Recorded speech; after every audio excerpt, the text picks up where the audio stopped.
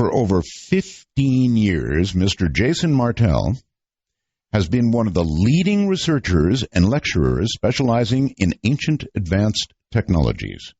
Mr. Martell's research has been featured worldwide on numerous TV networks: Discovery Channel, History Channel, Sci-Fi Channel, BBC, and others. Today, Mr. Martell is working on his next scientific recreation of ancient technology based on data obtained from the Sumerian cuneiform cylinder seals from 3000 BC. He is also planning several groundbreaking international research expeditions. The expeditions focus on gaining access to ancient Sumerian artifacts and other archaeological relics not currently accessible to the public. In other words, secret stuff. In addition to his research, Mr. Martell is founder of www.booyamedia.com. How's that for a name? B-O-O-Y-A. Booyamedia.com, a leading mobile technology company. Here is Mr. Jason Martell. Jason, welcome to Dark Matter. Hey, Art. Thank you so much for having me on your show. You're most welcome. I really am looking forward to this. I want to qualify the beginning of the show here, Jason, by saying I'm kind of a skeptic when it comes to this sort of thing. Excellent. However, I am ready for you to try and convince me, because I would love to believe it is so. Well, I know you're a seasoned pro in these topics, so it's kind of an honor for me to just have these conversations directly with you and see how you respond. Okay, good. So what we're talking about here is man or something before man. In other words, something so old that it rose up as a civilization of sorts and became extinct before we ever arrived on the planet, human beings. Is that yeah. Fair? Yes? That's pretty much right on the head, Art. Diving into that a little deeper, basically, when I first started to look into these topics, I was 21, I'm now 39, and I started to be very interested in realizing that most of the ancient cultures that we're aware of, the infamous ones, the Egyptians and Mayans and India and such, they're all referencing a lost culture. Now, we only talk about it as Atlantis or Lemuria, but science has actually been turning the tables in the last 15 years in that topics like Atlantis or these lost civilizations are really starting to come back into the scientific focus to find cultures that existed beyond what we know of today as Sumer, ancient Egypt, which we put that date at around 3800 BC is when the civilizations that we know of today kind of sprung up out of the Stone Age. All right. Is there truly enough time in the evolution of the Earth itself, I'm talking about the Earth itself, for life to have actually started, evolved here on Earth, or was it life, do you think, sent here perhaps already whole and complete? Well, let me give you a little bit of background on how I got interested in these topics, just for your audience and for you as well, and kind of answer that question. When I was in college, as I mentioned, someone had just kind of mentioned to me. Now, I had no interest in aliens or ancient history or anything. I was a waiter and I was a surfer and just a normal college student. But then someone just kind of mentioned to me that there was possibly pyramids and a face on Mars and that NASA had taken these photos. And I was very skeptical and was like, why would NASA hide something like that? It turns out, Art, that I was going to school in San Diego, and Malin Space Science Systems was 2 blocks away from me. So as I started to listen to your show and Richard Hoagland and other people, as a young layman college student, I became very interested in, are there actually artificial structures on Mars? So I contacted Dr. Mike Malin directly. Dr. Mike Malin is the principal scientist in charge for the last 30 years of the cameras that we place on all our orbiters. That's right. I have spoken to him a number of times. Yes. And so as a college student, I reached out to Dr. Malin and said, listen, is there any possibility that these structures on Mars are artificial? And he said, well, no, these are all natural, sand and wind-eroded objects, nothing intelligent to see here. that kind of made my eyebrows raise a little higher, right? So what I started to do is just really take my focus off of Mars, because this is on another planet, when I realized there's structures here all over the Earth that we can't explain, and that's kind of led me on the path of what we're going to talk about tonight. All right. May I stop you enough to ask if you have reviewed the work of Richard C. Hoagland? Of course I have. Good. Bought the Monuments of Mars, I think 2 editions, had him sign one, went to his birthday party in Del Mar many years back. I think the first time I met him was at a book signing of yours, which was in Encinitas, California. Again, well over 10 years ago. I remember. All right. All right. Well, I have been a skeptic with Richard as well, although the last time he was on the program here on Dark Matter, he did hit me, Jason, with something that I found. He called it number 9. I don't suppose you've seen number 9, have you? No.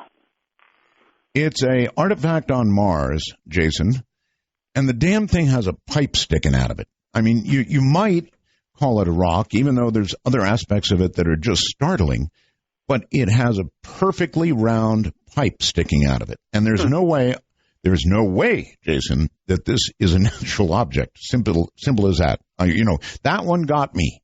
So if you have an opportunity to view what's called number 9, it's probably still up on my website. Take a look at that and let me know what you think. I'll definitely check it out. That's okay.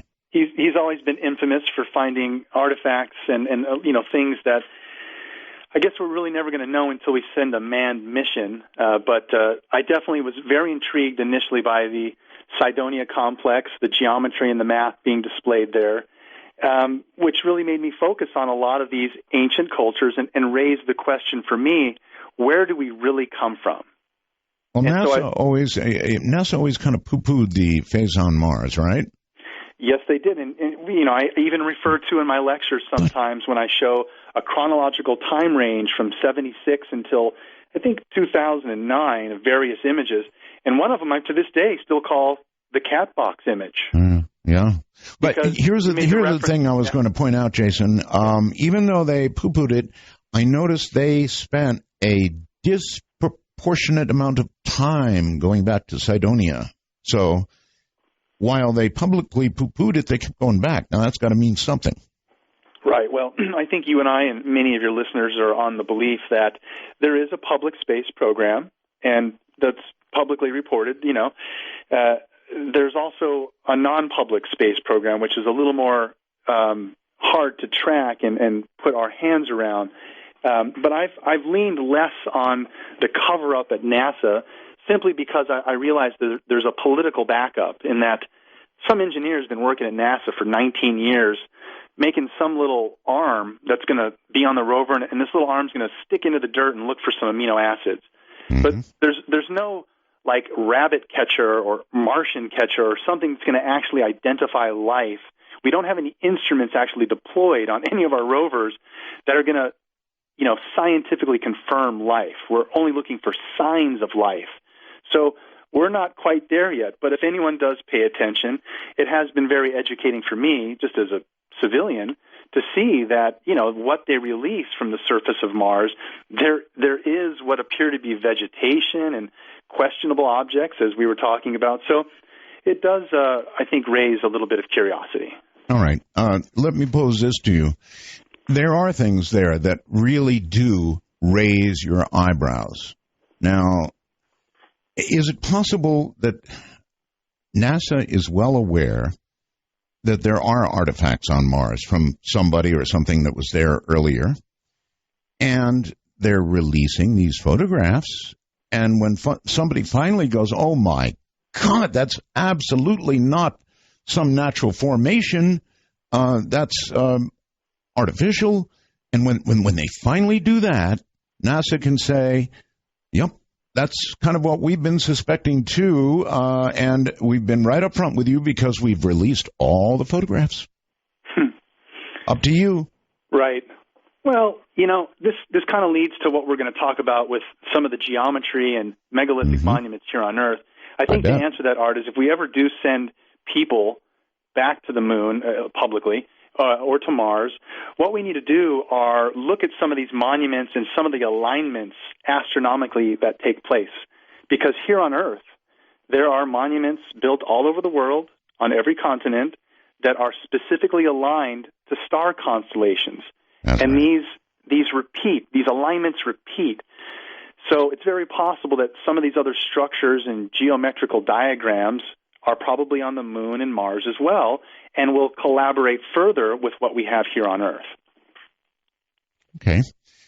All right, let's come back to Earth then. The theory of Panspermia, what is that? Right. So, there's a scientific term called Panspermia, which basically says that in order for evolution here on Earth to actually have taken place in the 4.7 billion years that, it's been in Earth, there's just not enough time frame. The analogy is, if a tornado went through a junkyard and assembled a 747, that's the likelihood that all the elements would be, swown together in this primordial soup hit by lightning. So panspermia is just a theory, and there's even a modified one that says direct panspermia, which means life arrives whole and complete here. Direct panspermia would simply be that someone sent life here whole and complete, which I kind of like. But that is a scientific term, and it does at least step into the doorway of explaining evolution here on Earth at a life system level. But when we get to the human being topic, I think there's a much more interesting discussion around what isn't a Darwinian evolution from something ever simplistic coming more complex. We seem to be here on Earth in a repeating cycle, which I'm going to call the Great Year. And many ancient cultures seem to be aware of a cyclical nature of something that repeats here on Earth on a very large scale of time. And that's why I think a lot of these monuments and things that we have are basically part of a much larger calendar system that the ancients were using. All right. Well, the way you pronounce it suggests to me, I didn't realize it was panspermia. So that would suggest the Genesis, I suppose, right? Yes. Yes, okay. So what is your theory? Was life, in what way was life seeded on Earth? What's your best guess? Well, my best guess, really is that we seem to be in some type of a large cycle that is creating life here on Earth to evolve to a certain state and then drop out of this evolutionary state and kind of forget everything. So, when we speak of life in general, that's kind of a broader topic that I'll bypass for tonight and go right to the human evolution, if you don't mind. That's fine. And, this is a really interesting topic, Art, because this is what led me to my research, is I wanted to figure out where do we come from? Who is the oldest culture that has led up to us? And that led me into the Sumerian culture and Planet X and the Anunnaki, which is a good topic for us to touch on.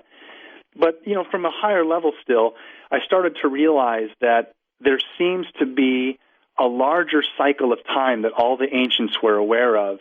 And we know of it, we just don't understand it. We hear things called the Golden Age or the Dark Ages, or why there's the division of the heavens into 12 parts into these zodiacal symbols. Well, it seems that the ancients were aware of some knowledge and used a system of time based on astronomical movements, which is just now starting to come into our comprehension in modern times. All right. You're suggesting, I believe, that Darwinian evolution is flawed because you say they will never find the missing link. How do you know that? Right. Well, Darwinian evolution is, I think, this view that everything simple is going to become ever more complex. So if we go further and further back into our history, we should pretty much just find more simple cultures and tribes. And then into the future, we're just going to become super advanced. What I'm seeing is actually that's not the case. It seems that there's a cycle here on Earth that is repeating, and it's a large cycle that lasts around 24,000 years. Now, a lot of the ancient cultures made reference to the fact that there is this cycle. The Mayans got a lot of publicity recently because they talked about a calendar system that was so accurate and their calendar came to an ending point in 2012. Well, it wasn't actually an ending point. It was just an ending point in one of their calendars. So it's just very interesting, Art, that we can talk about some of the specifics tonight in that many different ancient cultures were aware of this large cycle of time and built monuments that align to specific star constellations that are kind of like markers in space as to where we are in this large cycle of time. Okay, I still missed it somehow. You're saying that we will never find the missing link. Yeah, I kind of breezed over that one. Sorry.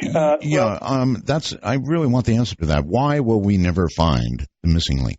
I don't think that we'll not ever find the missing link. I just don't think that right now we're ready to accept what it is. And in my opinion, it has to be some type of genetic intervention, whether that be from an alien civilization or some lost culture that we're not on the record of understanding now.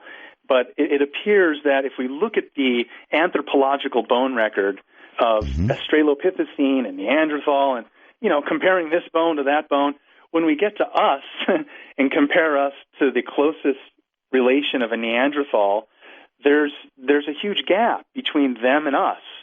So somehow, magically, there was some type of a genetic intervention that took the hominoid that was maybe evolving here naturally and kind of made them into us.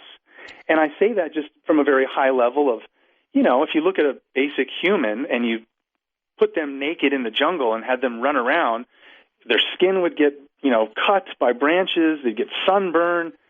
And if you look at an ape and how strong they are compared to us and all the body hair that protects them, we are just extremely different at many levels when we look at this Darwinian evolution of bones and such. All right, that's fascinating. I do have a question, though. Is it possible, Jason, that if there was and by the way, I believe it could be true, there was some genetic modification achieved by a power that we don't understand. If that occurred, and I'm not a scientist, is it possible that a geneticist could uncover evidence that occurred? I think so. And as we, further decode the human genome, I know that there's already lots of what they call junk DNA and things that are in our DNA that they're just kind of scratching their head going, well, I guess it does something, but we don't really know. Right. Good friend of mine, Lloyd Pye, who I'm sure you're also familiar with. I know Lloyd well. Yeah, and I hope he's doing better. He's had some bouts with health recently, but he's a trooper. And he really did a lot of work around the genetics and wrote a book called Everything You Know Is Wrong, where he kind of gets deep into the genetic side of looking at the various elements of our gene code and breaking down where these anomalies exist and why they should be called out. I'm not sure that finding it would be a problem. If a geneticist did find it, one could still say, look, that's where God's hand touched the human, or created the human, if you will. Or one could suggest that a race far, far ahead of ours stepped in and did the deed. Yes, well, I guess only time will tell as we, our sciences advance more so that we can use, various quantum computing here in the future, I guess, and do things where we can get a much more whole and complete view of our genetic code. And if we ever do get to interact with other, publicly, if we ever get to interact with other life forms of intelligence, then there might be very interesting DNA samples from them that we can compare. But right now, it's all kind of a door shut. There aren't any aliens. No one's willing to cross that line scientifically. So that's why, I've spent my time, the last decade or so, really looking at the ancient evidence. All the modern things with aliens and even our genetics and science and stuff, it's very interesting, but what we do have is just a wealth of information from all these ancient cultures and the things that they went to great lengths to communicate to us, which we now think of mainly as mythology, really deserve another eye in looking at that evidence and saying, well, all these things that have happened in the past that we think are mythology, as our sciences kind of start to merge more with what's possible in the science fiction realm, I think we can see that some of the stuff in the past starts to raise people's eyebrows a little bit more and pay attention when we look at, various structures and understand that the architecture and building skills that went into some of these monuments is very intriguing. Okay. All right.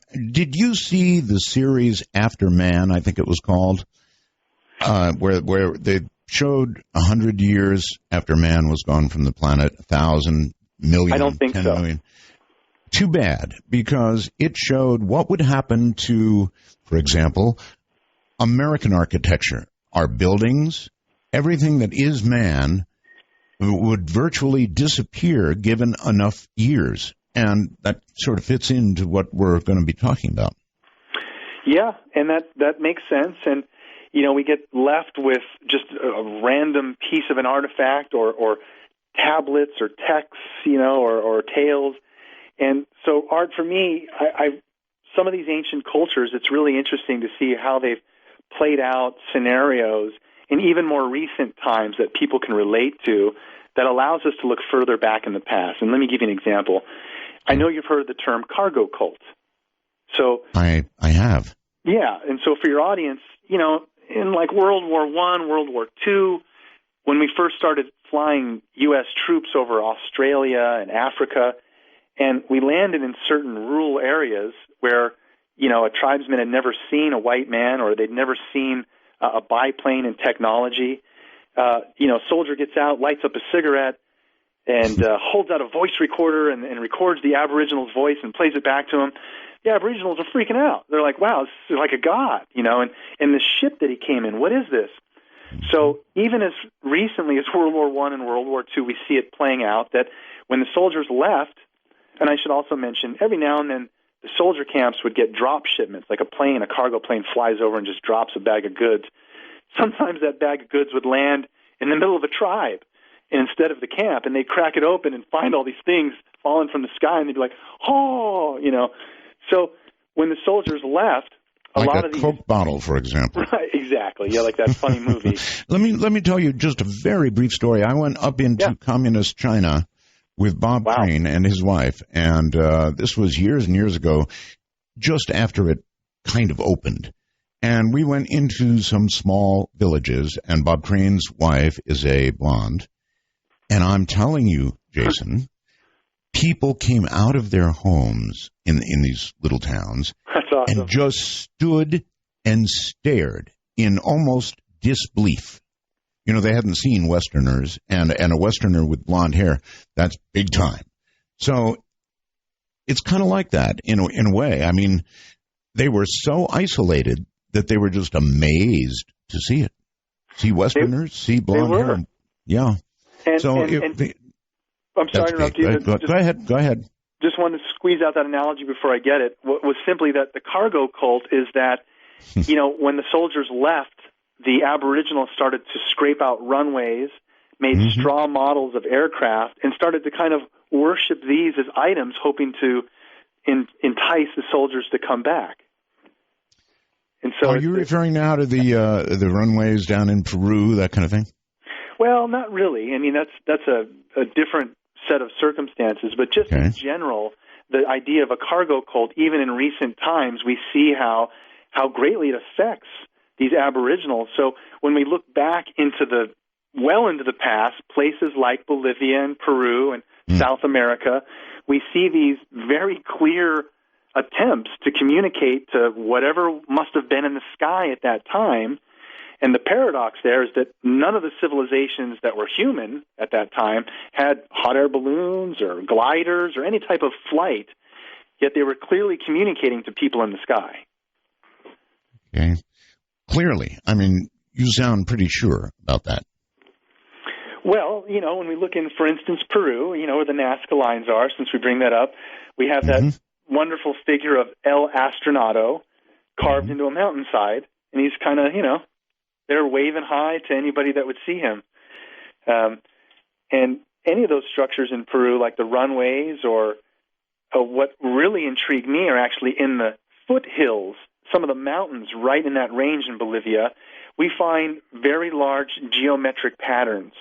And you can't see any of these. You can't see El Astronato or any of the Nazca figurines, as most people know, unless you're in the sky in some type of conveyance that allows you to be above the surface of the ground. Mm-hmm. Yes.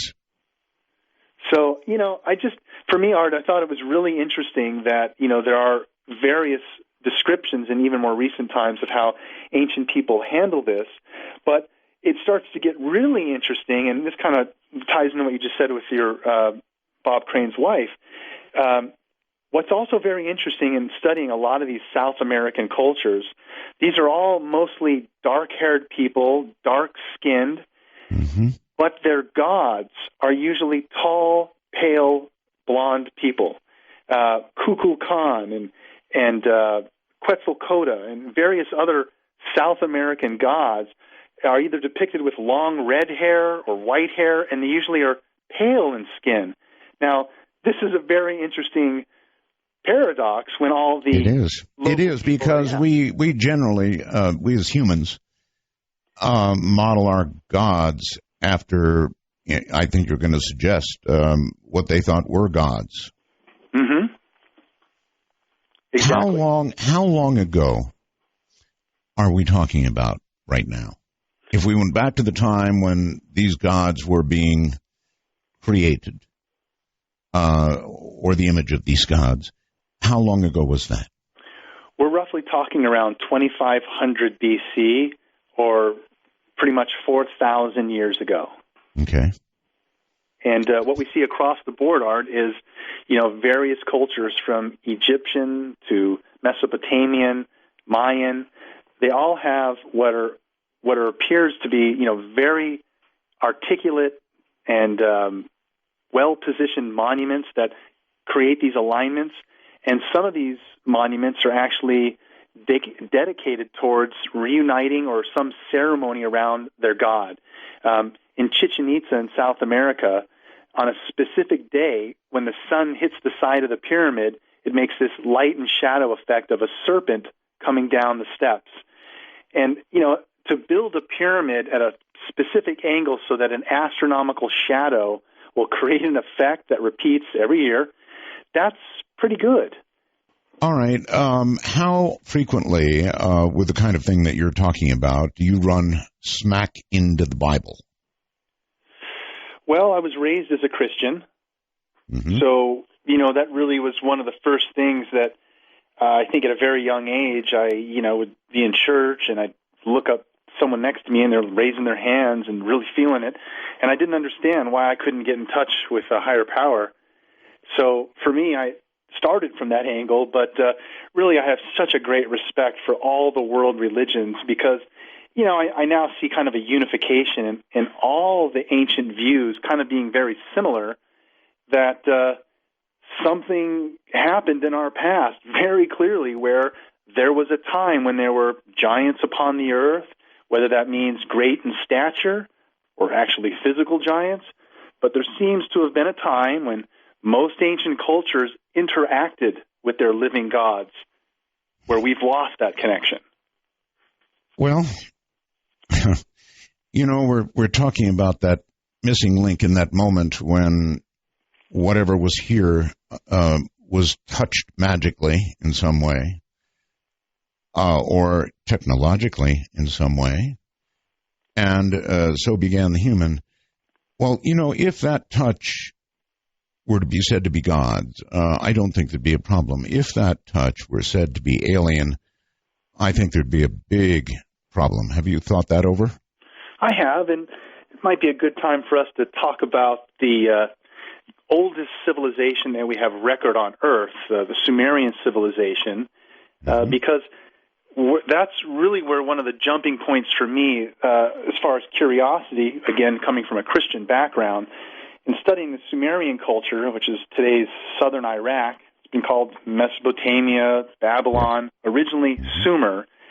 And what we have out of Sumer are a collection of cuneiform scripts, which is a written language, as well as pictograms in the form of cylinder seals and various tablets.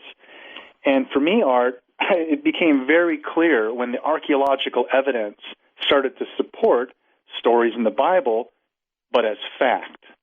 So some of the things like the Flood tablet.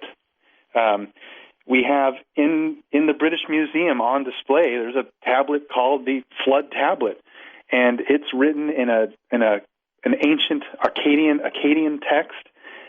They've actually found a few other various versions, but essentially what we have here is a story of the Great Flood recorded in stone, predating the Hebrew or the King James version of this tale, and it's thousands of years before these known texts that we have today.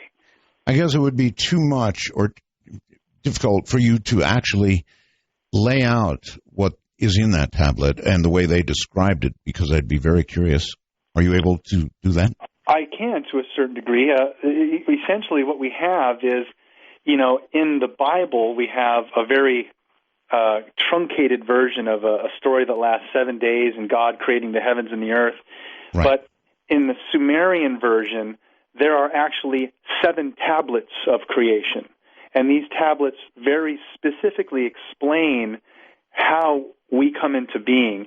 And it's a process, basically, that is explained Wait, I'm sorry. I thought it was the Flood. We were going to talk about the Flood tablet. I'm sorry. Yeah, got carried away there. Okay. Just jumped right in another topic. Right. No, the Flood tablet on display in the British Museum is, again, one of those that is part of a much larger set of texts. It's called, actually, the Enuma Elish. There was about 11 tablets. So this one specific tablet in that story explains the flood. And what's interesting about the Sumerian version is it very specifically says why there was a great flood. It cites that there is a much larger body. And now, let me put a little preface on this, too.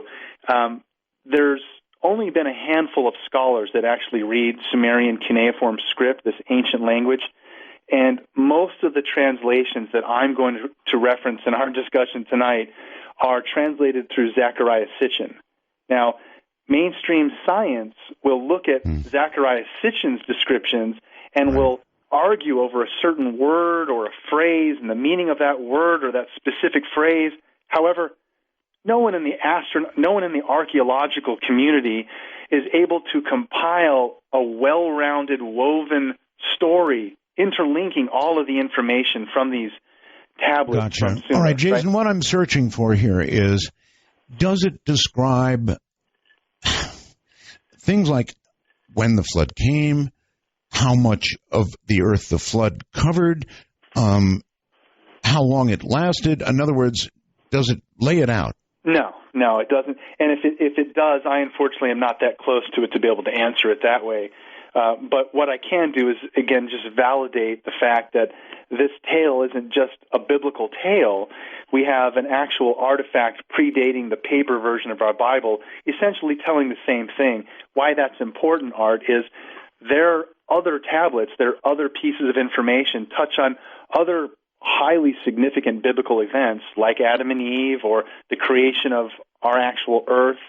And so putting all of that into a pot and stirring it together, we have very interesting information that come out of some of the most ancient cultures that we have, where we are now almost starting to scientifically confirm a lot of these biblical pieces that we thought were just allegory myth.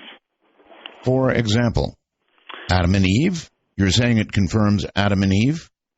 Well, confirm is, again, it's a hypothesis, and there's evidence there to support it. I'm using your word. Yeah. When we look at the evidence and things that we've pulled out of the Sumerian descriptions of their tales, we have very clear descriptions of them creating us in their image and after their likeness, just like the Bible says. But in some of these Sumerian texts, it's a lot more elongated. There is a text specifically talking about how the Adam was created.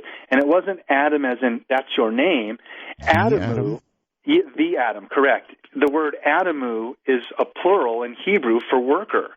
So the Sumerian texts actually explain that one of these gods that came here, they called them Anunnaki, and that's a term used throughout the Sumerian text to refer to their gods, Anunnaki. That just simply means those who from heaven come to earth. One of their texts explains how a very specific Anunnaki, she was a chief medical officer. Her name was Nin Harsad, and she actually created the first working atom. There were 2 or 3 versions that didn't function, where the arm in one didn't work, another, the kidney didn't function, and they actually have cylinder-sealed descriptions, little pictograms, little scenes that go along with these texts, and you see her holding up a small being, and she's saying, "I've done it." In the background, what appear to be tubes and vases on a shelf. Could this be a primitive representation of an in vitro fertilization? I don't know. Was there a pictorial of her? Yes, there's a pictorial. What did she look like? Well, we look like them. They look like us. I mean, essentially. Oh, okay, these were done in. Obviously, I'm not looking at them. I mean, basically in stick form, or it had to be a little better than that because you're describing it as a her. Right. So what they did was the person who could create these drawings was called a scribe, and he used something called a stylus, which looks like an oversized screwdriver, and right. They would twist it and turn it to make the text in wet clay. And accompanying that, we still don't know how they did this, but they would take a piece of wet clay and carve in reverse these intricate little figurines and pictures. So okay. They're not just stick figures. There are, detailed figures and art, but they would carve it in reverse. Sorry, art. They would carve it in reverse, and then when you pressed it into another piece of wet clay, it would leave the positive imprint. So it was very fascinating that they were able to even do that on such a scale. All right. How were you able to, or how was anybody able to discern it was a female? Well, the texts explain that she is a female, and when you look at her in the picture, she's actually got a ponytail, and her face features are more feminine. Okay. All right. And she created the atom, which turned out to be a small. Are we talking about a baby? Right. So it's the first working model, and I'm sure it was a child, and it's. Again, when we look at this as just a mythological tale, it's pretty darn accurate considering how we look at, again, test tube fertilization or an in vitro fertilization. Oh, I'm with you. If it happened now, how did the Eve get created? Well, that part gets a little bit more convoluted into the genetic side, which I'd probably not do any good to speak at it from my angle, other than the understanding. I mean, there was this whole rib thing, Right. Well, that's what I was going to say, is other than the understanding of the biblical term. But I think just from a core concept, we have many of these stories that come out of ancient Sumer where it's a really interesting piece of the puzzle. And some of it, again, when we try and piece it together with science, their creation myth goes into a very detailed explanation as to how our Earth was even created, and pretty much fits with our current cosmology. If we understand that the Earth now is kind of, the continents are all moved into a certain position, but at some point they were one large landmass called Pangaea. Right. And and that does make sense, because if you try it, the Earth, the continents, they fit together. Exactly. Mm-hmm. And the Sumerians give a very interesting tale of explaining that our primitive Earth, billions of years ago, they say before it had finished becoming a solid mass, it had this interaction with what they called Nibiru. It was a kind of like a rogue star that somehow got attracted to our solar system, and there was this collision between our primitive Earth and one of the moons of this star, this planet that came into our solar system, and this huge... all right. What you're referring to is Planet X, right? I am. Okay, and you're saying that it was not Planet X that collided with or even disturbed us by being close, but it was one of the moons of Planet X that collided with Earth. That's correct, yes. Yes, and so... Okay.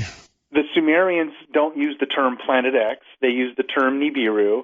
And we again see similarities in this cosmological story from the Sumerians, where when this collision took place, we had half of our Earth get strewn out into what we now call the asteroid belt.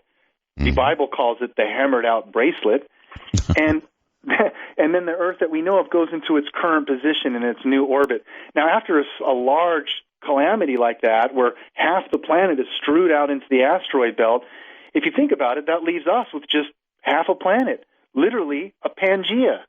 But over time, we've now moved into the positions like the skin of an apple. The continents have moved to where they are. So there's little pieces like that, Art, where the Sumerian version of many of the stories of our creation or of our cosmology, our science is kind of catching up and going, the Sumerians actually knew information that our sciences are just now starting to confirm.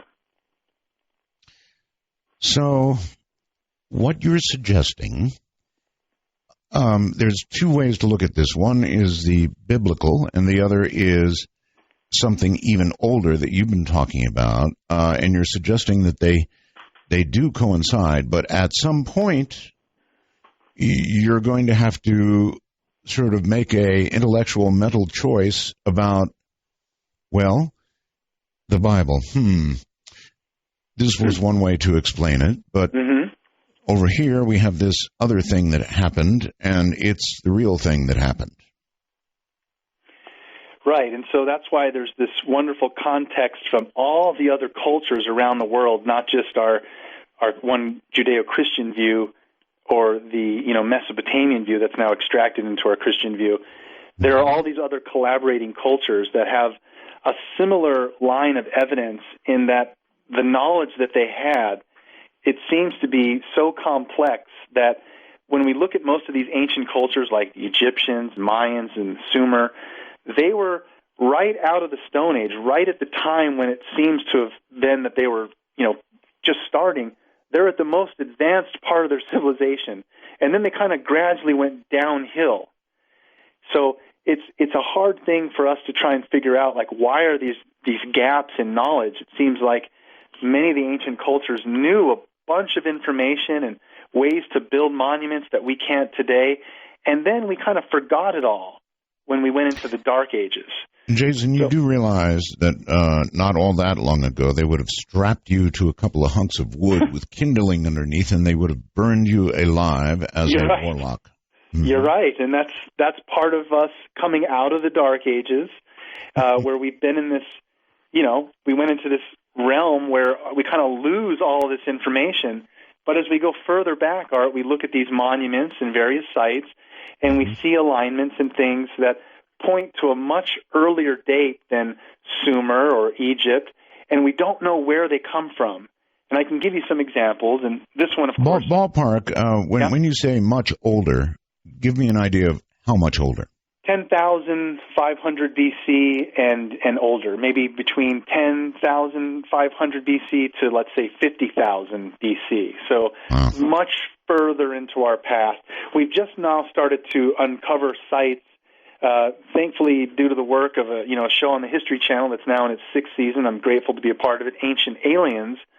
They have been finding and researching sites that really were not even on the radar. Sites like Göbekli Tepe in Turkey. All right, Jason, what is the best evidence that you would cite from these programs, from that research, of something that old? I get that question a lot. I love it. And, good. I think for me the answer is vitrification. Some people might have to Google that. It is a good term, but vitrification means the heating of a stone until it becomes a molten state. And so what we see, Art, is, at Machu Picchu and Teotihuacan and Pumapunku and all these sites where the stones are perfectly fit together or carved out with these intricate patterns like putty. There's no way to explain how they did that other than they were heating the stone, some of these diorite, granite. They would heat this stone somehow to a molten state. Then you can slice it in half, stick it together, drill holes through it, no problem, and then it hardens back into a stone. But we have no answer to explain what tools or how they were able to make granite into a molten state. Well, it's interesting you would mention that because there are those who suggest the tolerances in the pyramids in Egypt are absolutely impossible. They could not have achieved that then unless they were actually melting stone and pouring it, which explains how they could have done it because those rocks are way too big and too heavy for anybody to have moved back then. That's a good point. They're almost like large cement blocks that came out of a mill or something. Mm-hmm.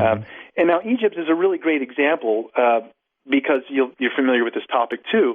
Now, the alignments that we see at Giza are part of this marker system. There's a crypt in Dendera, Egypt, where on one of the walls it looks like some of the Egyptians are holding up large light bulbs. I recently recreated a version of this bulb and actually made it function for the History Channel.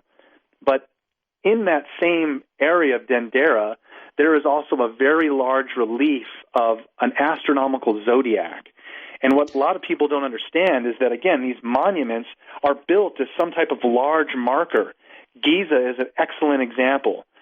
Through the work of Robert Bouval, we learned about a decade ago that the 3 pyramids of Giza are a terrestrial map of Orion, right? That's right. Mm-hmm. We can use star charting and constellation software, Redshift, and various other programs so that you can say, where are the stars going to be above me tonight? Or, where were the stars above me at 10,500 BC? That's right. Well, it turns out in 10,500 BC, Giza is perfectly aligned to Orion, the 3 stars of Orion, That's and right. the Sphinx is looking directly into the constellation of Leo. So, I don't know how. Can I for a second take you back to the light bulbs? Yeah. Okay. Sure. You believe that what's inscribed in stone, is that correct? Yes. Yes. Is a creature of that time holding up what you represent as a light bulb? Well, creature, I mean, it's a human, but yes. Well, I'm not sure what point of creation or evolution we're talking about, but okay. A human holding up a light bulb, and that would have been 10,000 plus years ago? I'm sorry. Well, no, forgive me. So the artifacts in Egypt, just when we go to one of the crypts in Dendera, these are wall reliefs that were done by the Egyptians, probably in, let's say, 3000 BC. That's fine. That's fine. But what it shows is 2 things I mentioned. The first one is why I was interested in Dendera in the first place. There are wall reliefs that show Egyptians holding what appear to be large light bulbs plugged into a device. Egyptologists say that that's a lotus flower, and the bulb, what looks like a bulb, is actually just the aroma coming out of the flower. I mean, it's not a very good explanation from the scientific community, but so what does did appear you to be a light do? bulb. You said you created a light bulb as a demonstration, yes? I did. Did you make a light bulb? I mean, well, here's what I did. So I hired a person who is an expert in creating lighting, various like custom bulbs, right. And I had him create a filament-based bulb that's a plasma bulb. So just like we've heard of swamp gas, it's possible that gases coming out of just natural occurrence are ignited by a small heat source and they create phosphorescence. Right. So it's very possible that the Egyptians could access a swamp or some methane gas and give it a small source of energy, which is another thing I'll talk to you about, and create phosphorescence. So all I did was create a very light plasma bulb with 4 volts introduced to it, creates a light, a phosphorescence glow. Fascinating. Okay. Thank you. Now, to top that off, the powering of that device, I created an ancient Baghdad battery, which I've also had tested for Discovery Channel and for History Channel. Explain a Baghdad battery. Yes. They found about a dozen of these in in southern Iraq that date back to times of Sumer and such, 2500, 3000 BC. And essentially it's a clay pot about 6 inches tall with a copper lining and an iron rod down the center. And we've scientifically known for sure that it creates an electrical charge when we introduce any weak acidic acid. Yeah. And probably 4 volts would have been achievable, and so that's what you used. Exactly. And I show those sometimes when I give a lecture. I connect the battery to the bulb and display that. So those are interesting pieces of artifacts and things that we can demonstrate. But, as I was mentioning, the astronomical alignments and some of these things. So in Dendera, they also have a zodiacal relief that shows all of the constellations, above Giza. But they show a view of the sky that's thousands of years earlier than 2500 BC. So it almost seems like the Egyptian culture at 2500 BC was well aware of this large cycle of time and referenced that thousands of years before they were there, they were in a much better state, closer to the Golden Age. And so they recorded this by showing the positions of the stars as to what they would have been, let's say, at 10,500 BC. Gotcha. Very interesting that they would make such references. Jason, I had the opportunity years ago to, this is when Zahiawas was in charge and before all the trouble in Egypt, way before, to go, and I was lucky. They knew who I was. When it was my chance to get to the Great Pyramid, I actually went to the top. I got to lie in the sarcophagus, and I don't want to go woo-woo on you here, but and it may have been just, I don't know, the climb to the top. It was humid. It was hot inside the pyramid. But lying in the sarcophagus, I definitely felt something that, it's kind of hard to describe. I felt something. There have been many thoughts about what the Great Pyramid was or is. Any thoughts yourself on what that was intended to do? Well, there's lots of theories out there, Art. I couldn't stick to just one, but I do like to talk about the various theories. I've always resonated with Chris Dunn and his idea that it's a power plant, some kind. Huh. It seems that around the world there are monuments placed at geodetic points. They're somehow connected. Maybe at one point there was some type of world energy grid, and these monuments, Stonehenge, Giza, and various other sites, tapped into this energy. Or, it could be something more basic, utilizing elements. I heard an interesting theory around the water and the way the Nile and the tide recedes and such, that there are channels and ducts that come up under the Sphinx and under the pyramid, and just the pressure of this water filling these canals and pressing up against the pyramid actually creates energy and static charge that they were somehow maybe utilizing. It doesn't surprise me that if you were sitting in the king's chamber sarcophagus or the queen's chamber, that you might actually feel some type of resonance or an energy. Well, I don't know if it was self-induced, psychological, or because of the unusual conditions, but I'll talk about it some other time, but I definitely felt something strong. Now, there are others who feel that the purpose of it and the alignment was to launch one's soul onto its journey, right?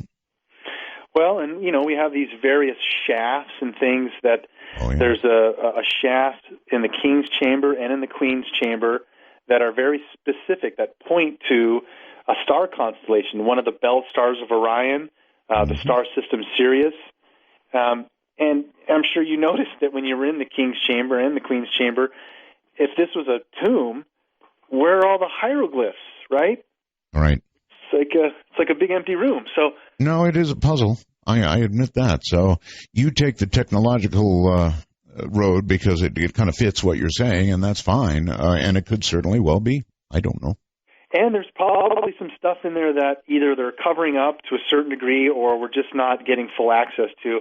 That little square, I think it's like a 1 foot by 1 foot shaft that they sent that little robot, the Upawat, up into and found that door. Well, they did go behind that door, and they detected metal objects in some type of a hidden room, but kind of never made it out publicly. Okay, and you also, as does Richard, you see a connection between the monuments on Mars and those on Earth, yes? Well, when we look at the fact that there's pyramids and a Sphinx object, in Giza, and then on Mars there are pyramids, and for my own analysis using, graphics and things to extrapolate data, that face there's just no way that the symmetry and eye and nose, headdress, winged formation over the head, like a headdress formation, there's too many pieces there to be natural occurrence, and it does look kind of lion human-like. So, yeah, I think Richard caught on to that, and I give him kudos, but I really don't think we can answer these questions. I'm sorry, Jason. Somebody just sent a wormhole message to me referring to you, asking if Richard C. Hoagland and Zachariah Sitchin had a child. Oh, God. I'm going to take that as a compliment, but, Well, you should. You should. Somebody's got to carry on research. It's funny. Sorry. It's all good. Richard definitely is on to something there, and I think we're really not going to be able to answer these questions until we have an actual frame of reference from the surface of Mars, so that just like here on Earth, these monuments we're seeing align to astronomical points, have math built into them. So I'm sure that if we ever actually go to Mars, some of these pieces are really going to stack up. Your producer was nice enough to send the number 9 image from your site. And now take a good long look at that. What do you think, Jason? Is that weird or what? Look carefully. Do you see the perfectly circular pipe sticking out? It's really, I don't see how that couldn't be some type of a technology, a gear or a wheel. Thank you. I look at a lot of what Richard sends me and I go, sorry, Richard, rocks.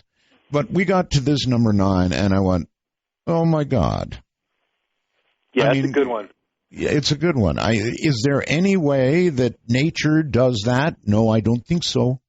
No, it doesn't. And, you're also familiar with the work who should be more prominently noted. He's probably just out of the game. But Dr. Mark Carlotto, who was an image expert and looked at a lot of the algorithms and things, Cydonia, people don't realize that, there's just, if you do some very basic science on these areas that NASA neglects, it really makes you wonder.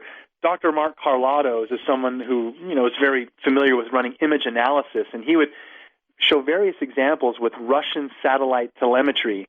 They would run mathematical algorithms on some Russian satellite image, and the math would tell you there's a 98 probability that that's actually a tank or some troops being, covered by some shrub or a tarp. When we run those same algorithms on the surface of Mars, Cydonia, the face, the pyramids, they all come out to be way over 90% probability of artificiality. But NASA never did any of those types of tests, right? They just said, don't look here. It's a trick of light and shadow, when in fact it wasn't a trick of light and shadow. And Vince DiPietro and Greg Molinar found other frame grabs where the sun was in a different reference. So, well, that's why I said to you earlier, isn't it possible that NASA is laying all this in front of us in plain sight, and when somebody finally says, I've had it, this is not formed by wind or erosion or whatever, this is not a natural object, when somebody finally says that and really says it loudly, NASA will say, well, we've been releasing the pictures all along. We're not surprised.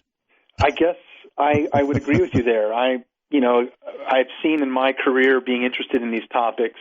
I started out very motivated 15, 19 years ago in college, and no one would hear it. No one would even consider the idea that any of this was logical. That is changing now because of all the things that we're learning that, go into that pot and it gets stirred. So, yeah, I think there is a desensitizing of the public going on. And if anyone hears stories like Gary McKinnon and others that, sometimes tiptoe into areas that they're not supposed to, or hack a computer at NASA. You do have to take these still with at least some realm of conjecture that it could be true.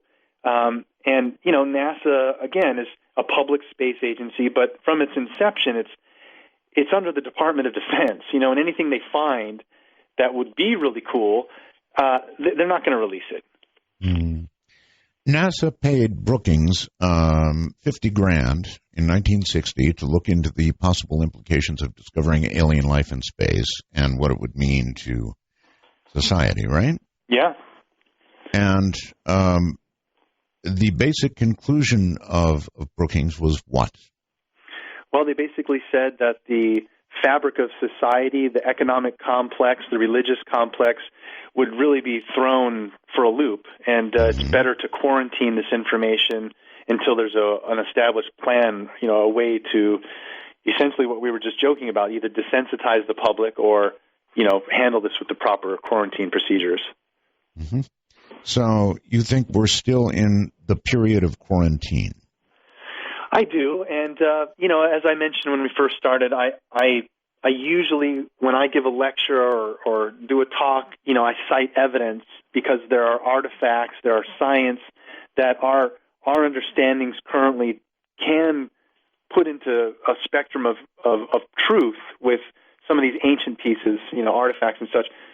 But when we get into more of the current topics, it gets a little more slippery and difficult to not only put evidence behind it, but the Department of Defense and national security. I don't really have any interest in upsetting the powers that be, if you will.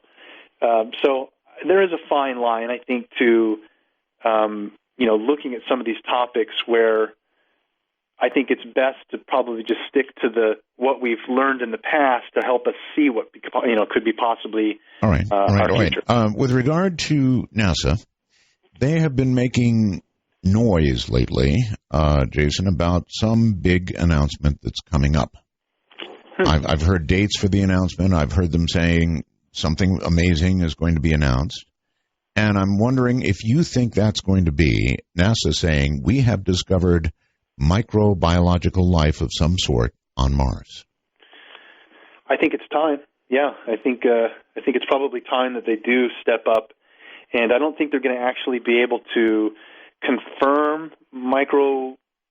organisms, but they might actually further pinpoint that microorganisms lived in the past or something. Okay. All right, something that people could digest without going, oh my God, everything I thought I knew was wrong. Right. Yes. So you expect such an announcement, I don't know, in the next 5 or 10 years or sooner? I would sure hope so. Okay. All right. And let's go back now to the pale gods that were depicted. It doesn't make sense in South America, where people, of course, have darker skin because of the sun. In fact, that's true right across the world, in Africa or Southeast Asia or wherever you go, where there's lots of sun, you have darker skin on people. It's protection for them. Now, it is odd that they would not make these gods in their own image, but rather pale-skinned. It doesn't make sense unless, and I'll let you finish. Well, unless there was, let's call it some extraterrestrial race that is probably very close to us, maybe even related to us in some way, or some lost civilization that we just don't understand that existed here on Earth, but they somehow were influencing all of the cultures around the world. So just like the idea of an Atlantis, if there was an Atlantean culture, they wouldn't have been technologically advanced on one continent. They would have been a global civilization. And that's what we see, Art, is that there's an evidence by these monuments and the architecture of these monuments around the world that pinpoints a lost race or a lost civilization. And here's an actual even further detail that I've just been recently kind of pondering is when we look at some of these ancient sites, really ancient, even the ones that are just popping up. So Göbekli Tepe in Turkey, the Moai Heads in Rapa Nui Island, the figurines in Bada Valley, Indonesia, and even the figurines depicted by the Sumerians all have a similar style of a creature, a being, that is very slender, and their arms are always wrapped at the waist. Mm-hmm. So if we look at the Moai Heads as an example on Rapa Nui, most people might not know that they're not just heads. We've actually dug out below the head, and there's a full body just underground of these long, slender beings. We see these same beings depicted at Göbekli Tepe. And again, they all have their hands folded at the waist. I think, Art, that what we're seeing is that these older civilizations are all referencing knowledge from this lost race, this lost culture that influenced all the greats that we know of now, but beyond them, we've lost.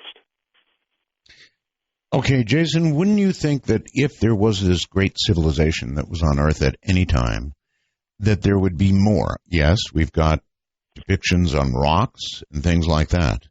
But wouldn't there be somehow preserved examples of some of the technology that you're talking about? Well, as our technology advances, we wonder, is a USB drive or a DVD Blu-ray disc going to be worth anything in 1,000 years? And, when we look at some of the things that, like crystal skulls or some of these rocks that we know a crystal can actually hold data. Now, we don't use it yet in our own, like in a computer, but I think, Art, that it's very possible in the future when our technology advances, we start to store data. I don't want to say literally in the cloud, but, everything, even a rock, it's capturing the energy vibrations of anything that passes by it, and it sits there for thousands of years. Why can't we just tap into that rock somehow and extract that data? Now, I know that sounds funny and far-fetched. No, but not as funny and not as far-fetched as you would think. Yeah. I think there probably is something to that. In fact, I think science is even working on the fact that information seems to get stored in particularly things subject to vibration like windows and things like that. Yes. So, no, it's not so far-fetched. Well, so I think... And by the way, in my opinion, as fast as technology is moving, I think that in, 10 years, let's say, a Blu-ray disc will be off somewhere with beta machines. Right. Yeah, it'll just be a basic Frisbee, and that's all it'll be good for. That's right. Now, Art, see, I do, again, as I referenced this lost cycle of time, I don't think everything is linear. I don't think it's going to be, we're in the future just going to become more and more advanced, and it'll continue that way. There seems to be a cycle here that repeats on Earth where we go into the Dark Ages, and then into the Golden Age, and then back into the Dark Ages, and into the Golden Age. And I say that because we can look at the information being depicted by the ancients where they used this astronomical calendar based on the heavens. So the Sumerians, we think, because they're still the oldest on record, were one of the first to divide the heavens into 12 parts and assign it a constellation. So today, there seems to be a large cycle of time where we go through each one of these zodiacal symbols. It lasts about 2,000 years where, based on the alignments of where our Earth is to the sun and the star constellation behind that, the ancients had a very simple and ingenious way of knowing what age they were in.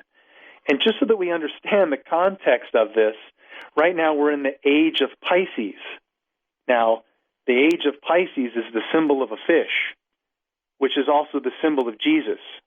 We're in the time of Jesus. That's going to end in about 150 years when we go into the age of Aquarius, all based on astronomical information. So it's very interesting that the ancients used this large clock to know, and here's how they did it. If you went out early in the morning, just as the sun is rising, whatever star constellation, Aquarius, Cancer, Leo, whatever constellation the sun is rising against, they would know, we're in the age of Aquarius, we're in the age of Pisces. So they went to great lengths, Art, to know exactly where they were in this cycle because all the ancient cultures, over 30 of them, explained how their this cycle affects us. And I want to kind of put into context so that your audience understands. There's 3 cycles that we're aware of as far as the Earth's movement in the heavens. The first 2 we're very aware of. The third is where it gets a little tricky. First one is we're spinning on our axis.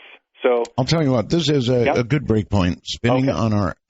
Thank you, Art. Really, you were talking about Earth spinning on its axis, and for a second, let's go back and talk about Planet X. That is a subject that really has a lot of people going.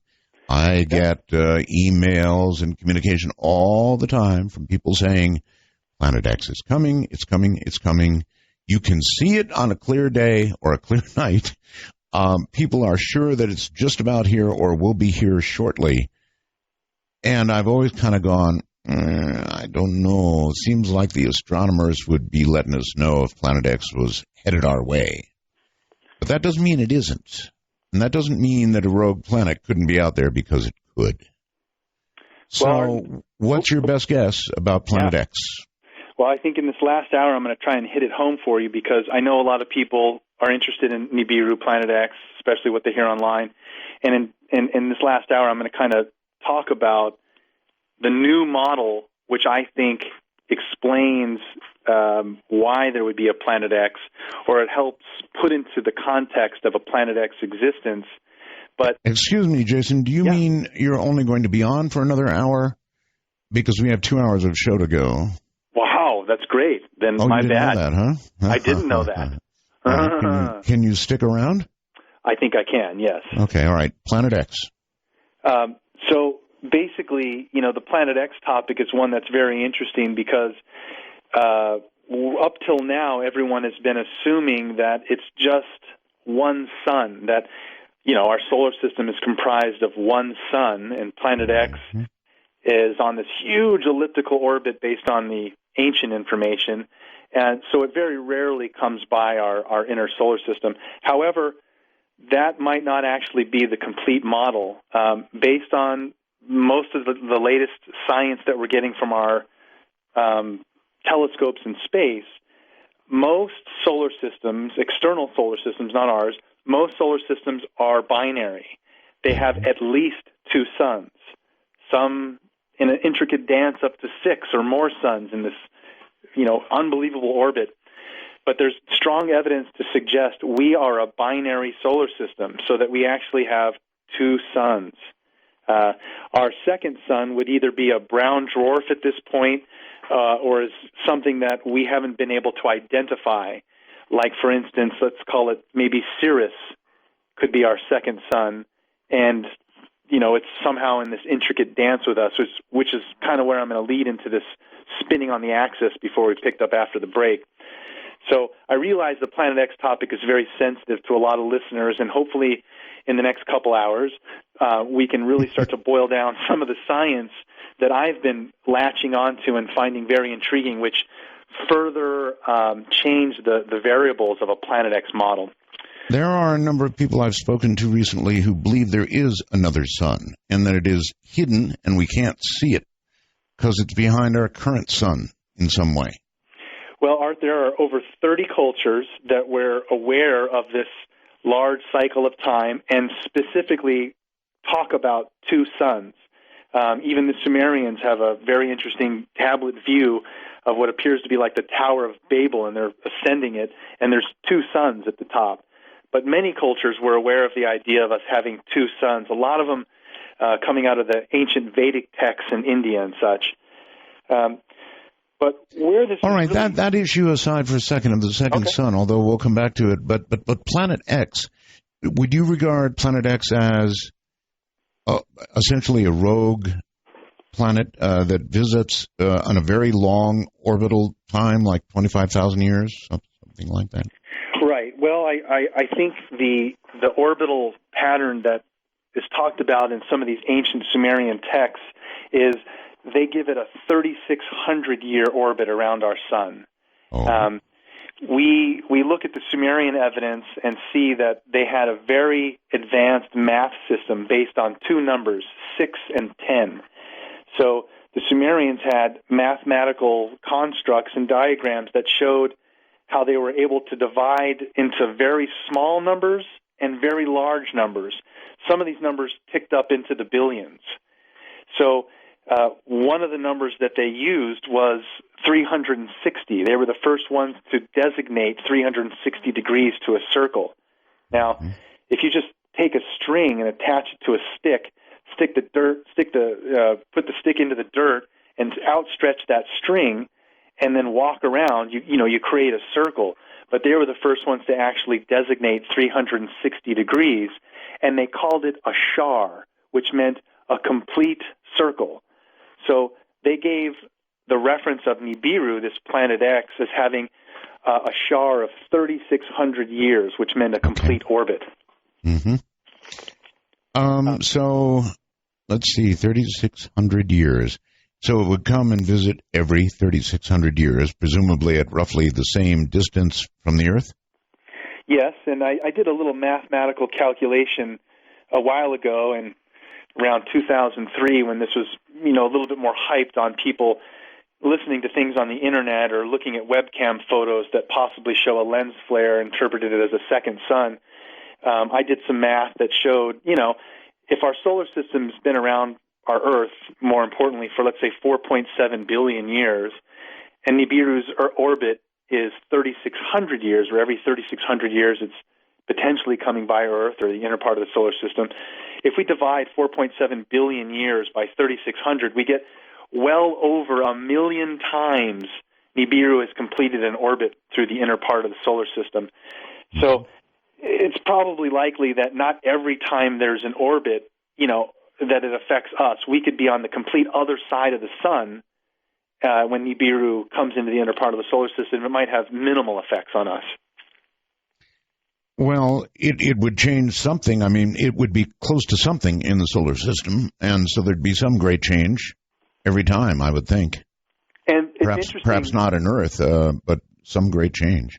Right. And, I know that people can point to things, the planets heating up in various spots, Jupiter's spot and various things. Can't explain, what Nibiru's impact would be on us, but looking at the evidence, if we look at the spacing between the planets, just between Mars and Jupiter is where the asteroid belt is. Right. Now, right between Mars and Jupiter, there's plenty of room for a large planetoid object to be passing through, and there's actually even gaps in the asteroid belt that could be considered planet-sized gaps, as if something had passed through it. And Art, I always jokingly made the reference that, we're talking about the 12th planet from the Sumerians' perspective. They called it the 12th planet, as well as Nibiru or Planet X. But if we just think of it as the 12th planet passing between Mars and Jupiter, I used to make the joke that it's like MJ12, Mars, Jupiter, 12th planet. But it's probably nothing. But, Nibiru has been coming through our solar system for millions of, at least over 1 million times. And, I know the current hype today is that people are interested when they hear the historical evidence of how this interaction in the past caused a great flood and how the ancients are tracking this planet. But I agree with you in that I remember Hale-Bopp very clearly.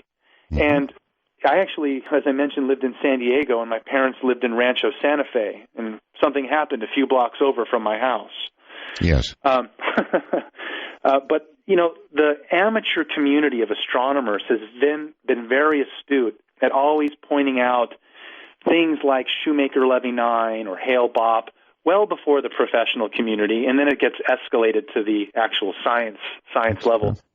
So if there is a Planet X, we're talking something 4 to 8 times the size of Earth, going on the Sumerian descriptions. This is a large object. Anything anywhere near the inner part of the solar system, there's a pretty good likelihood that the amateur astronomers would pick that up well on its way here. And if it made a fairly close pass, the impact on Earth? Well, in the past, as I mentioned, the Sumerians give a very elongated tale that explain how in the past, when Nibiru passed by, it actually caused gravitational pull on our ice sheets, our tectonic ice sheets up at the top, and just like a ice cube being dropped into a glass of water, one of our ice sheets at the top of the Earth just kind of cracked off into the ocean and instantly raised the water 300 feet or more. So, that's kind of a little disconcerting to think about, that it has had this effect in the past. But really where I focused my attention with the whole idea of Planet X and Nibiru isn't on the catastrophe potential. It's more on the potential of reuniting with ancestors that are off planet. I mean, if Nibiru does exist, it's very possible that we actually have ancestors that live on that planet. That's pretty heavy. Yes, it's pretty heavy. I don't know that we'd be happy to see them again. Or would they be happy to see us and what we've become? Jason, if you do the math, and I know that you're doing the math, when might we expect, let's assume it's absolutely true for a moment, Planet X, when would we expect a close pass again? Well, Zecharia Sitchin had a specific date that's, a few hundred years from now. It's really something that's going to be difficult to pinpoint until our telescopes and science can actually confirm where this planet is. Now, since the early 80s, Zecharia Sitchin met with the lead astronomer for the Naval Observatory, Dr. Robert Harrington, and compared the Nibiru model with the Naval Observatory model, which concluded Dr. Robert Harrington had a model that showed by just including one extrasolar planet, it explains all the anomalies we see in our current solar system, why Uranus is tilted on its side, why Pluto and Neptune could be possibly dislodged moons of Saturn, various things that we see. At the time when he was doing his calculations, again in the 80s, Dr. Harrington said all of the planets are suffering from something called perturbations. All of the planets are being pulled in a certain direction within space, but there's nothing there. There should be a large planet, but there's nothing there. Well, it's kind of like thinking of a pool table with all the balls on the table scattered around, and then taking the cue ball and slamming it into the middle and see what happens. And yes. only actually, it's worse than that because of the gravitational effects. You don't even have to hit anything; you just have to get close, right? It's kind of whiz by it, right? And so, there's been this model being calculated for quite a while now that shows, there's probably something out there that's affected our orbit of the planets in the past. And now, as we look into this extrasolar Planet X, is there another large body within our system? What do? We go ahead and demote Pluto to not being a planet. I don't agree with that. But it is an interesting thought that we are now using extremely advanced telescopes. We have one out there now called the Spitzer Telescope. Actually, I think it was originally called Certif, and they renamed it to Spitzer. So either one of those names would bring it up, Certif or Spitzer, if you Google it. This telescope is amazing. It's sitting out in space, and it's able to temperature regulate itself, where it sits at a temperature just below freezing. And other telescopes that we have out there, like Hubble and the IRAS, most of these other telescopes are not able to penetrate these large dust clouds. When we start to look really deep into space, there are certain areas where there's these, dark, cloudy masses, and we can't see through them. However, these new telescopes, like the Spitzer, are completely infrared, so they're able to calibrate themselves to the temperature of this dust cloud and just penetrate right through it using infrared, essentially a heat signature. So we're starting to get detail and see all these new suns and different solar systems. And there is a large likelihood, Art, that we will actually identify a rogue planet that fits the Nibiru model within the next 10 years that's actually viewable and trackable within our solar system. At that point, then it becomes a little more interesting to go, well, you're saying that there's this planet 48 times the size of Earth, and we're tracking its orbit, and it's going to come into the inner part of the solar system or be near us in 200 years? Interesting. We should keep an eye on it. Keep an eye on it. Jason, that would be an ELE event, probably. If it got close. An LE. It's definitely an LE. I mean, I don't know if it'd be another great flood, or if a hunk of the planet would break off, or we'd assume a new orbit that ended up changing the temperature on Earth by about 100 degrees. Something awful like that is definitely possible. It is a possibility, but there's really nothing that anyone can do at that level. If there's going to be an LE event like Deep Impact, what am I going to do to worry about it, or even research something like that? If it's going to happen, it's going to happen. Where I find it interesting, Art, is the fact that there seems to be another angle to just the catastrophe side of possibility. All right, but stick with that for just a moment, and then we'll move on. Jason, if your research led to the fact that Nibiru actually was coming, Planet X was or is coming, and in a couple of 100 years will produce an LA-like event here, would it be your position that the people of the world should be told, or that the people of the world really should go on about their business, and telling them would only produce the ELE event probably ahead of time anyway, because everybody'd panic and go nuts? Yeah, that's a hard one to answer.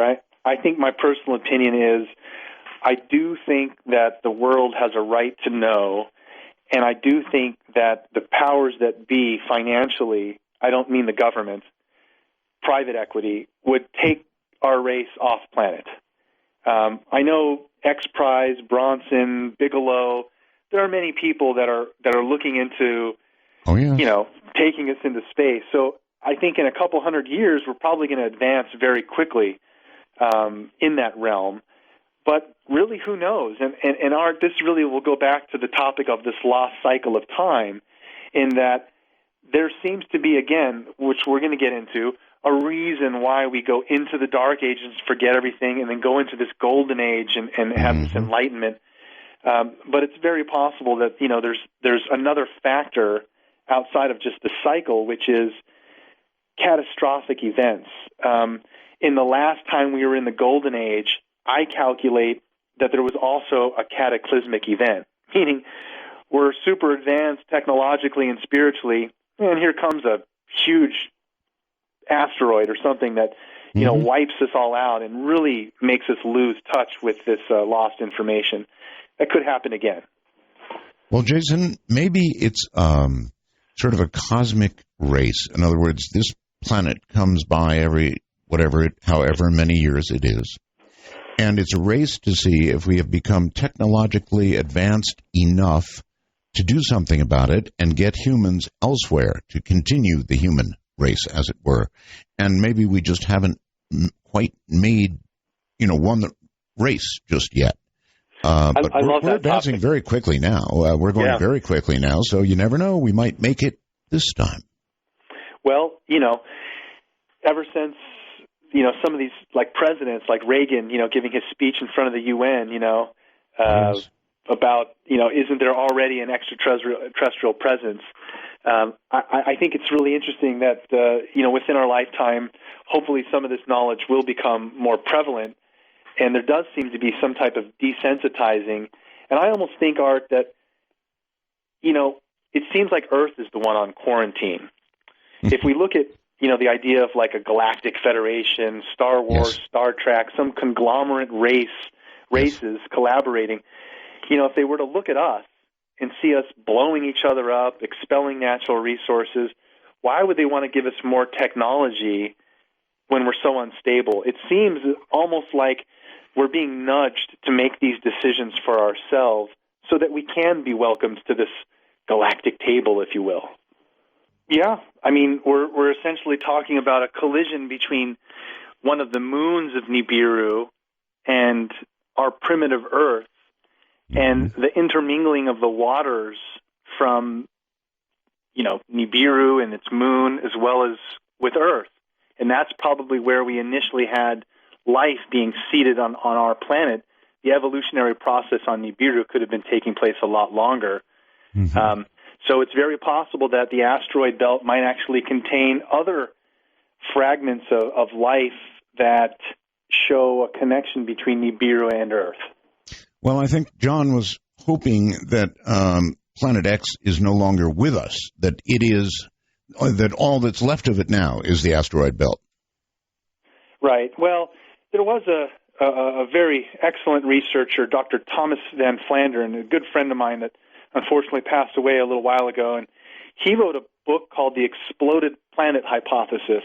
Mm-hmm. And, essentially when we look at all of the other planets in our system, even our moon, we see extensive fragmentation from meteorites and comets and various things. So it's very possible that there was, some type of a large, event in the past that caused a lot of these potholes and things that we see not only on our moon but on some of the other planets. Okay.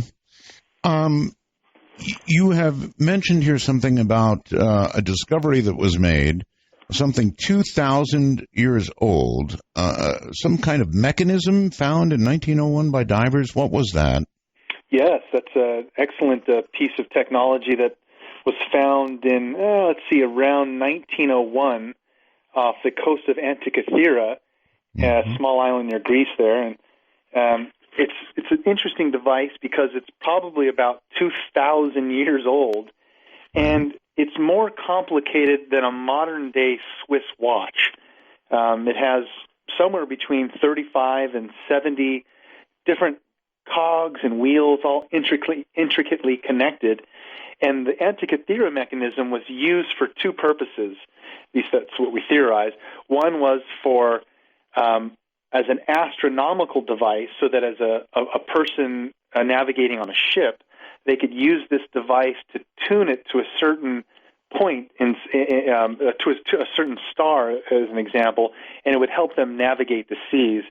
The other purpose of it seemed to be as an astrological device, where it could tell you, like if you were born on a certain day, that the planet Jupiter aligns with Mars, and then they would be able to give you more information about the zodiacal specificity of your birth date. But a pretty interesting piece of technology that's over 2,000 years old, and we really only accredit it to someone like maybe Archimedes, but we really don't know who invented it. Jason, when scientists, archaeologists find something really old that they cannot explain, they have a way of sort of putting that stuff up on the shelf and just ignoring it because it doesn't fit into the paradigm that they've decided is the way things were. Yep. We've seen that in many instances of, one of the greatest examples I like through our history is references of the power of flight. We see on various continents depictions of what are mislabeled as bird or insect models that under closer scrutiny, we found one in Egypt in the tomb of an Egyptian governor, and it's labeled as a bird model, but when you look at it, it has all the intrinsic characteristics of a plane and none of the intrinsic characteristics of a bird. Same thing in South America. We found these trinkets, these gold trinkets that look like, for all intents and purposes, little jets, and they have a 90-degree tail fin, and they don't look like a bird. They're mislabeled as insect models, but I think they're actually demonstrations for power of flight. You actually have something called a Sumerian rocket, don't you? Well, I not myself, but yes, there's an actual term called a Shem, and the Sumerian descriptions explain how the gods, the Anunnaki, had these large ships where they somehow, a small piece called the Shem would detach and come down to Earth. That's how the gods descended to Earth, was on this Shem. And it looks just like a rocket capsule, just like what we would do today in a return capsule coming back to Earth, a little triangular-shaped tip. And it wasn't just the Sumerians. Now, if it was just them, it'd be like, well, that's coincidental. But various other cultures, even in India, the Buddha would be ascending or descending in something called a stupa, which, again, looks like this triangular-shaped kind of a pod. So, yeah, it's a really interesting paradox there, Art, that a lot of the mislabeled pieces of evidence have either been put on a shelf and called something inappropriate, where it's not, it's an insect instead of a plane, or they're just not able to classify what it is. Jason, if what you say is true, if these cycles come back again and again and again, wouldn't you think that we better get our space program going again quickly? I do, but for various reasons. I think the threat of us having to leave the planet because of some catastrophe is less likely. I think the idea that, as we were mentioning before the break, there's a galactic community. Mm-hmm. I think I'd be much more interested in being able to interact with beings that are not from Earth. Let me give you an example. I love my pets, and they rely on me for everything. I feed them, I give them, their house, and I give them love. Sure. And they must look at me in such awe. I'm this being that gives them everything, and I'm playing with laptops, and I Skype them, and they're like, how does he talk to me through this thing, right? But they don't have any of them yet constructed any tall, pale Jasons? No, I need to look in the birdcage a little closer, but no, not that I'm aware of. Okay. But what's interesting, Art, is that this connection that I have with my animals, imagine how they must look at me in awe and reverence. They love me. Oh, yes. We as humans supposedly had some connection with something higher than us, where we identified that, wow, we understand our place. There are beings greater than us and expressed to us in ways greater than we can understand. And somehow we lost that. The ancients had it, and now we don't. And I long for that, Art. I think that might be part of our desensitizing is, there's good and bad. And I personally believe that we would like to reunite with these ancient gods. All these ancient cultures were told by their gods, we are coming back. But Jason, that's the question. Do you think that with regard to your pets, that was something you said up there, your pets love you, as you mentioned. Mm-hmm.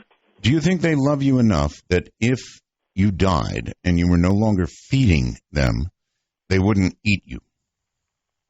They wouldn't eat me. Yeah, well, in other words, the love that they felt for you would keep them from doing that. I think so. I mean, I wouldn't eat them.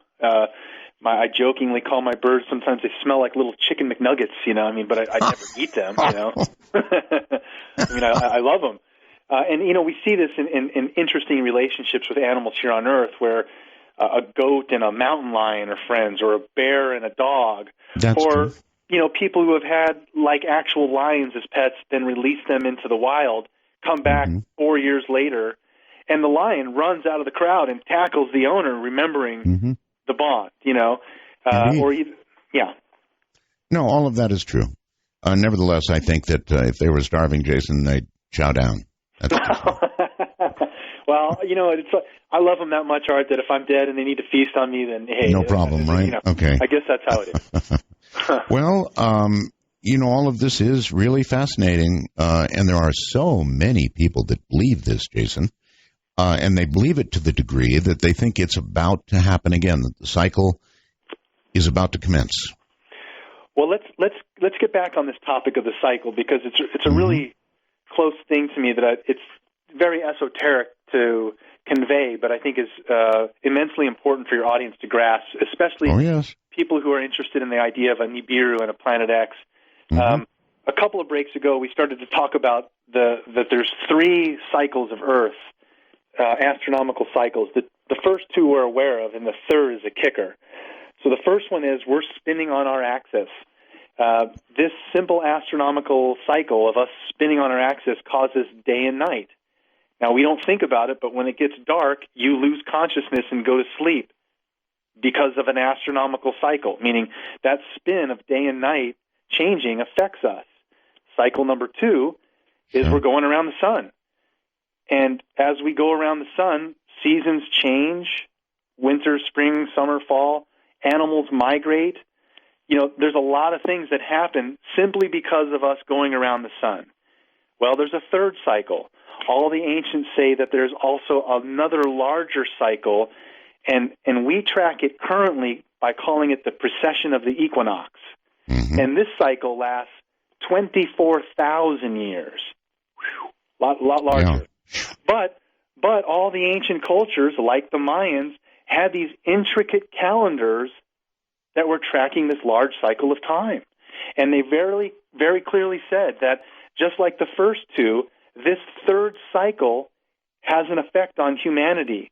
And I think that cause or the effect is we actually go into the dark ages and forget everything and then go into the golden age and have this closeness with God. Now, what is causing this third cycle is the new science that I've been really latched onto and studying the last few years. There's an organization, is a business partner of mine, a gentleman named Walter Cruttenden, and he does a conference every year called CPAC. Now, Walter has all of the great people like Dr. Schock, John Anthony West, Robert Bouval, Carmen Bolter, various hard hitters that are looking at the precession of the equinox model and starting to understand that, this is something that has been affecting us for a very long time. There's an interesting analogy, too, so that we can understand and put this into context. 24,000 years is a really long time. There's an insect that lives here on Earth called the Mayfly, and it only lives for 24 hours. So if it's born on a cloudy day, another Mayfly might come up to it and go, I heard these rumors of like sunshine and wind, but I've never seen it. It's a good point. It's a very good point. So it's very possible that we live such a short lifespan that we can't not consider the information being told to us that there is a larger context and that it has an effect on us. That really is. It's a very good point. It's a really crushingly good point, Jason. Well, here's where it gets really interesting, Art. The latest science is saying that we're a binary solar system, two suns, and there seems to be a correlation between our binary orbit where when our suns are at their closest point to each other, we're in the golden age. When the suns are at their farthest points from each other, we're in the dark ages. And as this cycle repeats, we continue to learn a bunch of information and become very advanced to a point where in the golden age, we can actually, as a whole, some of the Vedic Indian texts explain that these yogis and things that go back tens of thousands of years, they explain that in the golden age, we can actually comprehend God. So we're about 9,000 years away from being in the golden age, but we're just coming out of the Bronze Age. And this cycle, even Plato tracked it. He called it the Great Year. It's a very interesting way to start to look at our history and understanding that there might be a cyclical pattern to our evolution. Where does God fit into this, Jason? Well, God is that's a little bit higher level topic than I would have any data. But I think I know, but I just couldn't resist. I'm cool. sorry. Yeah, that's fine. You mentioned God, and we're talking about these giant cycles, and I'm just wondering where God would fit in. I don't necessarily expect an answer, but... Well, I have an answer for you, but I think my answer is, again, relying on our current sciences available, as well as a little, slice of faith. I think that the gods and things that are referenced in our current Bible and various texts, most other cultures don't just speak of a god, they speak of gods, even the Hebrew Bible, gods. So I think what we're looking at is all these ancient cultures that we revere now, Egyptians, Mayans, Toltecs, Mesopotamia, they're all speaking of a time when they got to interact with what they considered to be godlike beings. We don't have any of that now, and so we only look at a level higher than what these beings probably were, to the actual one God. There is a wonderful Sumerian tale that explains the Anunnaki's view of God. And the Anunnaki themselves explain to the Sumerians, we believe in a one God, and we call it the Father of all creation. And I kind of like that. It's a nice phrase. I kind of like it, too. Well, we do have the Greys, maybe. What is Sure. your view, by the way, on that? Are we being currently visited, in your view? Yes, I strongly believe that. And when we look at the historical evidence of the Greys even being depicted with Sumerians, there's depictions of these beings that they called Ijiji that assisted the Anunnaki in medical experiments and flying their craft. And they pretty much look like a gray alien. If we were created in their image and after their likeness, talking about the Sumerians and the Anunnaki, if the Anunnaki did have some genetic intervention with us and made us in their image and after their likeness, it's very possible they could have taken another Zeta Reticulan or some other type of race and cloned them or done some type of genetic offshoot, because throughout time we have these references of the Watchers or something that is overseeing us. Yeah. Yes. Mm-hmm. Fascinating. So you do believe they're here?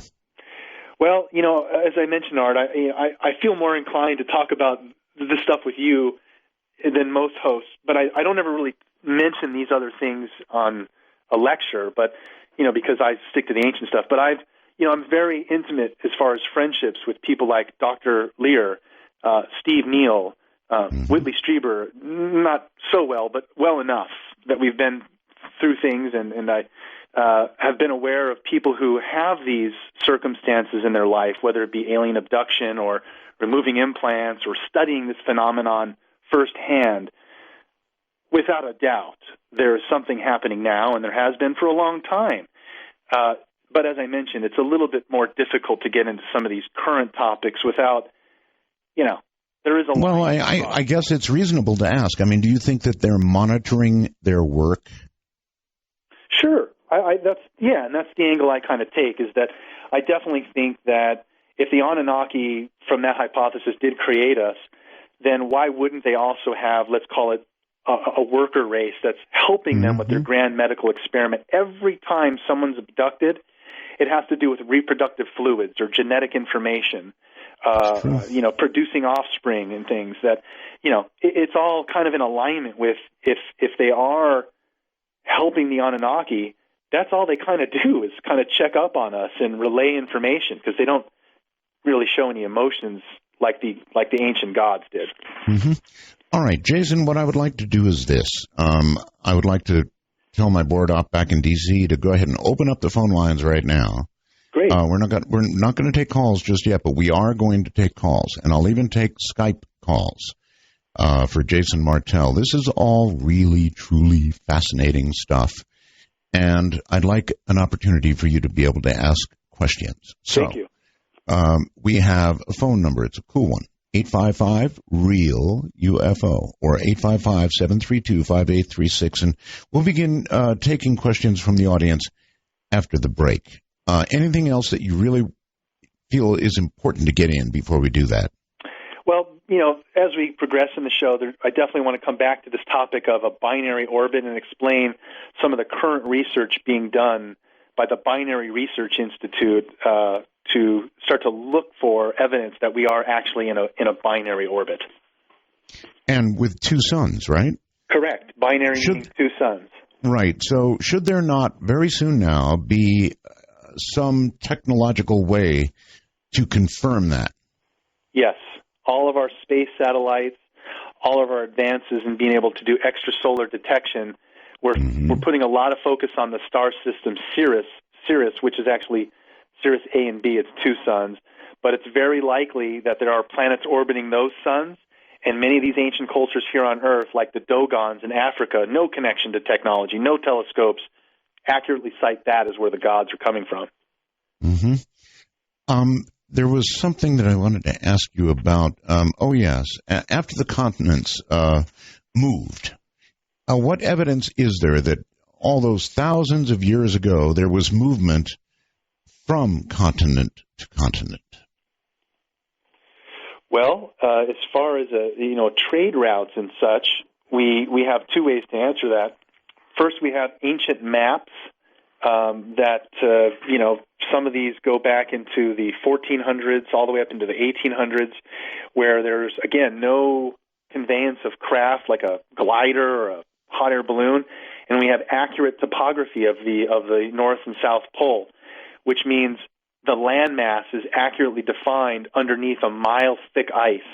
No ground-penetrating radar, no flight craft, but somehow we have these ancient maps that show our land continents correctly underneath a mile thick of ice. How did they get that information? And then there's the idea that, these continents have, at some point, were connected because we see animals and species that have been on one continent and moved to another, as well as trade routes and things that over the thousands of years, we didn't think there was any transoceanic contact between these cultures, yet all the evidence is pointing to the fact that, yes, they were all somehow in a large global trade that we weren't aware of until now. Okay, good enough. You're on the air from California, Margie, with Jason. Hey, hi, Art. I'm the negative lady again. And, that's okay. Anyway, I'm finding your show so interesting tonight. I was wondering, I read like the Torah or the 5 books of Moses, and a lot of things in that talk of the Nephilim, and that the Anakites are part of the Nephilim, and they ate, supposedly, as it says, and all the people they saw were of great size, and we look like grasshoppers to ourselves, and so we must have looked to them. But also, one of the things when they had sent scouts ahead when they were out in the desert, 12 tribes, the country that we traversed and scouted is one that devours its settlers. So, even in the Torah, or I don't know if that's even mentioned in the Old Testament, I was lucky enough to speak with a savant who was able to tell me, and so point blank, that the record number of things that were repeated in the Bible, blood was 447 times, chosen was 123, and the word seed was 280. It's just interesting that there's so many little clues, and I'm wondering whether the Nephilim would be coming in on the Nibiru or the All right, that's certainly a fair question. We'll take that. Jason? Well, I appreciate the call, and wow, I'm not sure if that's the Margie I know, but I do know someone named Margie in California closely, and that was a very interesting piece of information. Is Marjorie, normally negative? No. This one is. Okay, well. Anyway, go ahead. The Nephilim coming in on Nibiru, so the word Nephilim, the fallen ones, again, we're starting to talk about more recent descriptions, which I think, here's how I would answer it. We see an overriding theme that comes out of the Sumerian Anunnaki, the number 12. Nibiru is the 12th planet, Anunnaki coming from the 12th planet in our solar system. Well, if we think about, there's the 12 Greek Olympians, the 12 tribes of Jesus, the 12 tribes of Israel, the 12 disciples of Jesus, 12 hours in a day, 12 months in a year, 12 inches in a foot. All of these references to 12 actually stem from Sumer, originally saying that their gods came from the 12th planet and created, again, based on astronomical movements, all of the things that we use today around time and measurement. So her question was, are they going to be coming with the planet? Well, I don't know. All I can say is that all the references we have for the idea of 12 gods in this system, it's very possible that Nibiru again was kind of a core story of all of these references to 12 in our biblical tales of the 12 disciples of Jesus or the 12 tribes of Israel, 12 Greek Olympians. So yes, there could be some correlation to the idea that the word Nephilim is referring to, again, these ancient gods, the Anunnaki. All right. Mark in Pennsylvania. Hello. Art? Yes, sir. Cydonia Roswells. Thank you. Jason? Yes. This is your old friend, Mark the Webmaster. Yes. Hey, Mark, the face on Mars, the second face on Mars, the man who brought that to life. That's correct. As well as, you might recall, the 2 dolphins, which get very little coverage, but yes. Just Google that, the 2 dolphins at Cydonia. You will find that just like there are 2 faces, there are 2 dolphins. These are not a case of pareidolia or any other made-up term that Michael Shermer of the Skeptical Society might want to come up with. They are real, and they're part of something that, again, still needs to be brought out further, like you said. Now, I wanted to bring up, you guys have gotten a little bit into the DNA and the genetics earlier, but left it kind of light on that. I really wanted to direct people and ask them to research chromosome 2. Now, what this is, as you know, all the other major primates all have 48 chromosomes, and the humans have 46. In other words, we went from 24 pairs to 23, and yet somehow lost a chromosome. Gosh, how does that happen? Well, what's been discovered, fitting right on, as you know, I am a Sitchinite, and I take his work to heart and consider him to be a genius on the level of Einstein, and later on, hopefully, he'll be recognized as such. All of his work from the past leading up to now, from rogue planets that the Sumerians talked about before anybody had any sense of anything like that, now we know that there are billions of them flying or whizzing around each galaxy. So leading up from that oldest information to now, the chromosome 2 situation is the following. Somehow, even though there's never been another mammalian fusion of two chromosomes where it was based at the telomeres, somehow someone flipped over the third primate chromosome, fused it to the second primate chromosome, and that's why humans only have 23, not 24. And at the same time, a huge amount of DNA and genetic information seems to have appeared together at that same time. Scientists will say, oh, well, maybe when that fusion happened, some sort of the DNA from some bug got in there somehow. Okay? All of this fits specifically and precisely in with the work of Zecharia Sitchin and the creation of humans by jump-starting evolution, taking that Homo erectus, something along those lines, and flipping over, fusing the genes together and inserting their own. There is still a little bit of an open question. Well, what was that required for? We can't be absolutely Chromosome 2.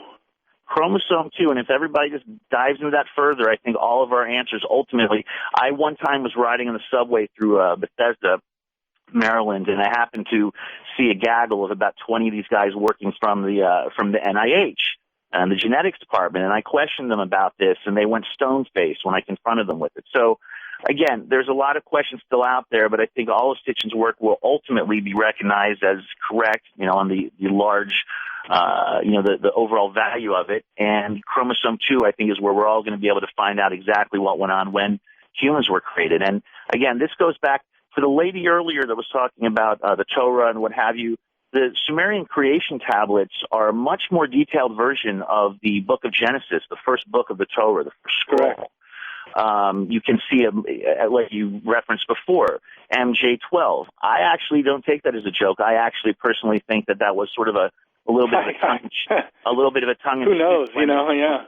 When they set up the control group for the UFO phenomenon, I think they very well, definitely by then, had that sort of access to some of the old information, not the 12th, the Anunnaki pass between Mars and Jupiter every 3,600 years. And again, for the people that were wondering how does that work, when you have a 3,600-year orbit that takes it 10 times out further than Pluto, and before it comes back from below the ecliptic and then comes back from beneath and passes through the asteroid belt, clearing out those spaces like you mentioned, when that planet is out there, it's not receiving really any energy from the sun. So it's likely that Nibiru is an internally heated planet, that the gold that they sought after to create the monoatomic golden sphere around their home planet was something that they could only achieve from another, an Earth-like planet where they could go and mine for the gold, which is why it specifically said they came here.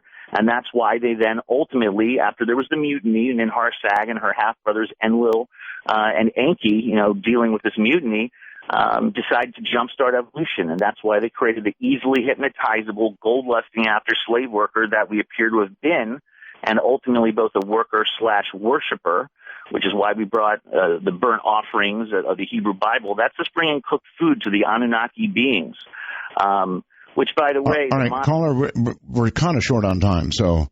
I'll just leave it at the question of, Jason, I hope you'll look further in the chromosome 2, and if you can explore that further, I think that's got a lot of the answers that you might be searching for, and I hope you'll address that either tonight or in future shows. Thanks for your enthusiasm, Mark. Probably have to be future shows, I would imagine. That's something you've got to look into. Very interesting, though. Very, very interesting. Obviously, a lot of people put a lot of stock in this. Ohio brings Jeff. Hi, Jeff. Hello. Let's see. Did I? No, I didn't. Jeff, go ahead. Hello, Jeff. Yes, sir. It's a pleasure talking to you. All right. You're not real easy. You don't have a very good connection, so go ahead. Well, I just got one question. You know, we're always exploring, like the moon going up. And really, I don't know the answer to this. Maybe I do. Do we ever explore behind us? I'm sorry. Again, please. Do we explore behind us, behind the Earth? Like we were standing on the moon, looking at the Earth, the space behind the Earth. Do we explore that? Well, I think I understand what he's saying. The best answer I could probably give for the caller there is, as an example, let's say the dark side of the moon. There are areas within our solar system that are not completely visible to us, even with our telescopes. And so if I understood the caller, hopefully, as an answer, I would say places like the dark side of the moon actually contain a whole slew of theories that come out that there's actually a civilization currently on the moon, on the dark side, that when we landed there, we were told, hey, we don't really want you here. And even some of our astronauts is being quoted, why do you send us here in tricycles when the military is here in a Ferrari? Actually, yes, I heard that very recently, that we were warned off the moon. Yeah, so, who knows? And that's obviously a whole show in itself, exploring that topic, but I do find it fascinating. So do I. David, you're on the air on Skype. Hello. Well, yeah, thank you very much. It sounds really good. Well, as well as to you, Area 51's. Good to hear your voice. I really believe that we are an expanding Earth, and I know that the fellow who came up with that proposition died, but his proposition was not only was the Earth expanding, but the whole universe is expanding. Mm-hmm. Our solar system is, and the time frame between cycles, between the visit of Nibiru, I believe is actually shortening. And I don't believe that we have 9,000 years. We're closer. Why do you think it's shortening? Because of the expansion? Well, you had that notion yourself with the quickening. We seem to see that we're advancing towards another ice age pretty quick. And we just got out of the last one. And that hadn't happened before, so I'm just suspecting. Mm-hmm. Sir, please continue. No, actually, I'd like to have your opinion on it. Okay, so one quick clarification I would like to make is that Nibiru's coming back does not coincide with our ascension into the Golden Age, which will take place around 9,000 years from now. Nibiru returning is probably going to happen around, I think it's 2190 or something like that. It's not very far away as far as Sitchin's calculations. And forgive me if I'm wrong on that exact number, but it's actually not that far off, maybe a few hundred years.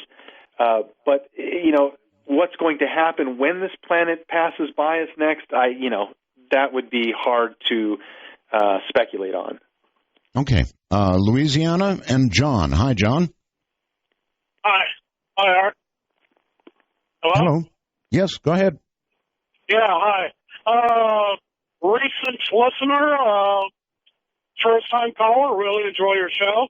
Thank you. And Jason, I really enjoy your show and the History Channel also. Sweet, thank you. Anyway, my question is, you mentioned the global power grid that the pyramids could be part of,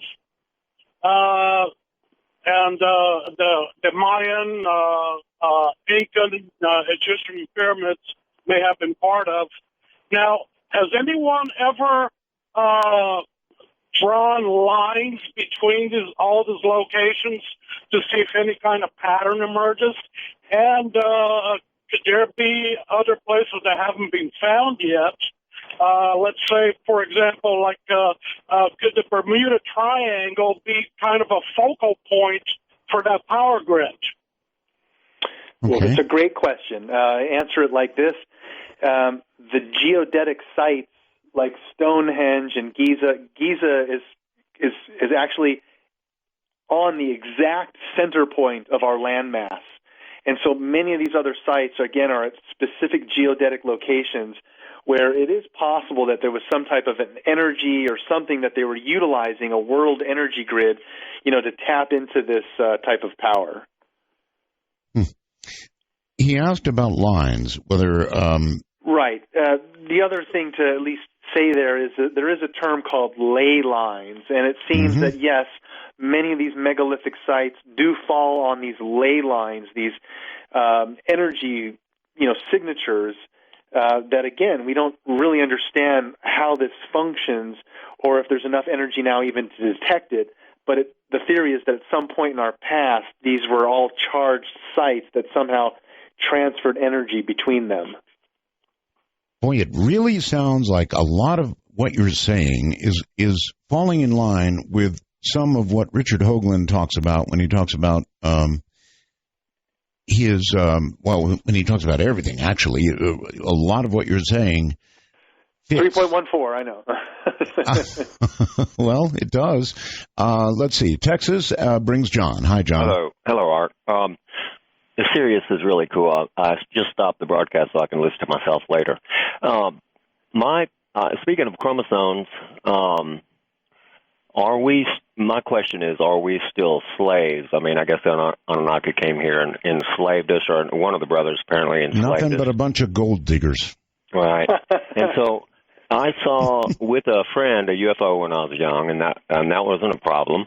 And then when I got a little bit older, both of my sisters on separate occasions showed me UFOs. One out of my older sister's bedroom window at night behind the curtains.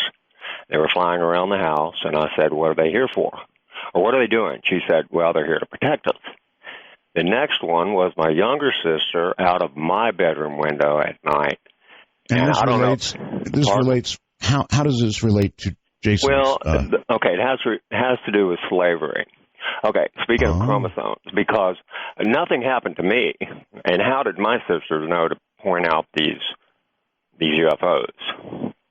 Well, I actually love the caller's comment and question, and I'd answer it this way. There's an excellent 12-hour miniseries by Steven Spielberg called Taken, and it shows the involvement, and even Art's obviously a playoff in there with driving around in his trailer with the genetic little girl, which I'm sure you're familiar with. But Taken is an excellent series that shows these lineages, the lineage track through an abduction channel. And who knows? But, I mean, I think something like Taken is an excellent documentary that sheds light into that type of a question. Because, to be fair, it wasn't a documentary. Okay. It was actually fiction, right? You're right. I shouldn't use... I use the word documentary loosely because they used tangible references like you. Oh, they did. Okay. And a trilateral symbol on the clothing of some of the people, and Wackenhut security. The point is, certain things in our media, and I think Taken, to answer your question, is an interesting topic into why I might be lying in bed and I would get abducted, but not my fiancée. Not that I get abducted, but my point is that sometimes it's very genetically selective. Even outside of our family unit, they might want the child rather than the mother. I don't know why, but it is a very interesting question. Okay. Montana brings Bud. Hi, Bud. Howdy. How you doing tonight? Fine. Well, I was just kind of wondering because, I'm a big fan of Art, and I'm a big fan of Jason, and I'm a big fan of the program Ancient Aliens. But I'm big. Jason talked a little earlier about how different solar systems in the universes actually get closer to each other, and that gives us an ability to fly from one to the other as aliens go. And I was wondering, because I'm into this, like I was in Alaska when Hale-Bopp went by, and it was beautiful up there. I mean, wow. Did you guys see this? Did you read Discover magazine this month with this new comet that's coming in that they discovered like about... ISON, you mean? You're talking about ISON? There's a another comet coming in. Are you referring to ISON? And they said it left the Oort cloud. You know. Sir, can you hear me? Hello. Can you hear me? Hello. Are you talking about ISON? Yep. Okay. And it's going to be here next fall. Now, these comets have a gravitational effect on Earth is when they come by. You're right. So, they also have a static charge that affects our planet's electromagnetics. It's a really great point, sir. These things, have been cited many times where I'm not scared. I don't think anything's going to happen, but I do think it's interesting that now we're starting to pay attention. And because they're the kind of like the clock. Yeah, they're like the Did I lose you? No. Please continue. They're like that device that they found in the sea out there that was so precise. And our universe and our solar system is just like that. I mean, it's a big clock that just works like that. Yeah. I've always thought that. And you, when you're on your show, Ancient Aliens and everything, and you're explaining this, I love it. And I just wanted to, just your thoughts on these comets coming in. I don't think anything's going to happen either as far as this comet, because they've already got it projected, and they ain't even going to be here till next fall. Actually, ISON will be the closest approach to the sun, I believe, in November. I think that's correct. At the end of November is what I've heard. Now, I know that comets have a pretty significant impact on the sun, and a lot of people believe that comets have a very significant relationship to our sun, and frequently when there's a comet around, you see an awful lot of activity on the sun, and I would like to point out that right now we have lots of activity on the sun. Any comments, Jason? Well, I think it's very interesting that comets in ancient times were always a precursor to some event or change.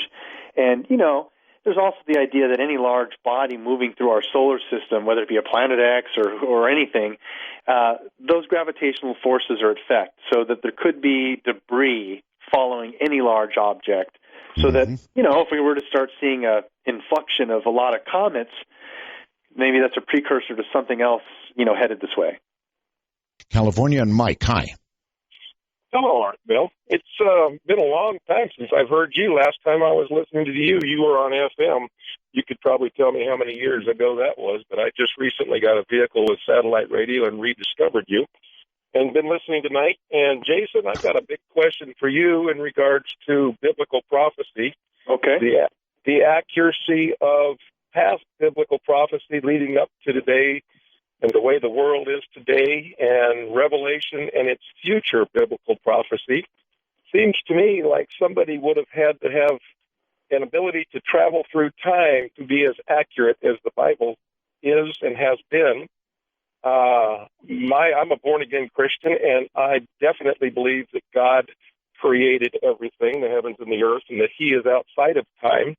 And there you go, Jason. He caused this Bible to be written for us, basic instruction before leaving Earth. And I just wondered what your take on the future biblical prophecy about Jesus' return and the way that the world is going today is to me, it seems like it's very, very accurately predicted in the Bible. Yeah. And I'll let you answer that, and I'll listen on the air. Thank you. I think that Jason's, I'm going to say something. I think that Jason's take on things is not in opposition to the Bible, but rather he thinks that the Bible documents along with what he believes to be the way things happen. Right, Jason? Thank you, Art. Yes, I very much so, from the beginning of my interest, am trying to uphold the biblical veracity. Very much so. And that's where it started to get very interesting to me when I, find out about these things like the Anunnaki and the Sumerians. So, as far as the Bible being accurate and things coming in the future, I, too, as a young Christian, found things very interesting when I started to get a foothold into the field of ufology and just kind of tangentially noticed that things happening in the Middle East, are escalating and have been. And I don't really know what any of that means from the biblical angle because, we're in a state of exponentially, speeding up. You're quickening, but I don't think that's necessarily a bad thing. So the biblical prophecy of the future is very hard to predict. But what I do is give analogies that hopefully shed light into, reality. Let's just say all of a sudden, over Wilshire Boulevard in Beverly Hills, these clouds emerge and this bright light spewing out of the clouds, and all of a sudden, Jesus, a figure that looks like Jesus in white robes, is descending into the middle of the street. What would happen, right? People would freak out. And then our sciences would take over. We'd want to test the atmosphere around Jesus, the gas that he's ascending on. How's it holding him up? His cloth material, what is it made of, right? We would take that approach. We would want to use our sciences to go, I'm blinking twice, what's going on? Right. Nothing like that ever publicly happens or has in our lifetime. Now, all the ancients recorded these amazing events like that, so it's a very hard question to answer what's going to happen in the future. And the mention of time travel is the last piece I'd like to comment on. Philip Corso Jr., his book, and the understanding that we've been taking the Roswell craft back in time over and over and making it easier for us to reverse engineer. It's a whole other topic that we couldn't even cover tonight, but I'm a firm believer in the idea that we must be using some type of time travel.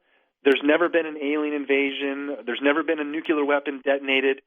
And I don't think there will be if we had the ability to foresee these events and then change the parameters so that they don't come to light. Okay, so you think time travel is a reality and in use constantly? I unfortunately do, but I don't fully comprehend it. Yeah. On Skype, Jim, you're on the air. Hi, Art. Hi. There's a little bit of delay, so my timing's a little bit off. Well, just turn your radio off and not to worry. You got it. Yeah. I have been noticing many discussions over the last 20 years about Sitchins and the Anunnaki, and one of the things that really intrigues me is the possibility. There's a quotation: the Anuna, the gods, whom An conceived in the sky. And, I've always conceived of a visiting civilization, inhabiting a planet or a really huge, orbiting object of some sort. And I wonder how much thought the gentlemen have put into that concept of visiting gods on a planetary object. Quite a bit, apparently. Jason?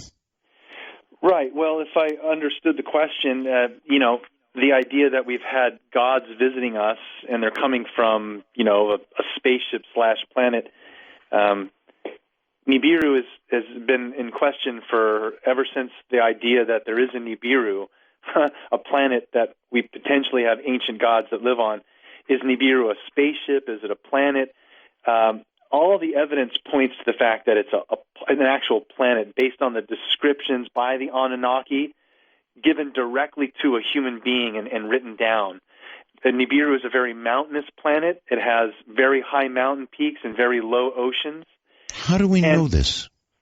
Well, we don't. We only have the descriptions of what the Anunnaki told the Sumerian scribe with a priest present, and they wrote it down as sacred information. Okay. So Nibiru is a mountainous planet, low water levels, and has a certain type of a glow to it. And the Anunnaki themselves are said to have had a glow. And that's why we see a halo around these angels and beings from the heavens, is because they literally glowed to a certain degree. It's kind of like you are what you eat, and coming from a glowing planet, they maintain that phosphorescence naturally. All right. Let's go to North Carolina. And Benjamin, you're on the air with Jason Martell. Hi. I just have a question about the Egyptian pyramids. I've heard you talk about the pyramids on a couple of different shows, and then also today. Is it possible that the Egyptians had such a large, strong army this army built those pyramids for their pharaoh? Or is it well, that certainly would be the story. If you ask an Egyptian antiquities person, they would absolutely tell you that, yes, that is how it occurred. A lot of slave labor, the army, yes, like that. But if you talk to engineers and you talk to scientists, they will talk about the impossibility of, and frankly, in modern times, they've tried to duplicate the pyramids with no luck at all. They'd have to move like a stone every 2 minutes or something, 24 hours a day, not even counting the 7,000 tons of several, trilithiton blocks that are put into place. Right.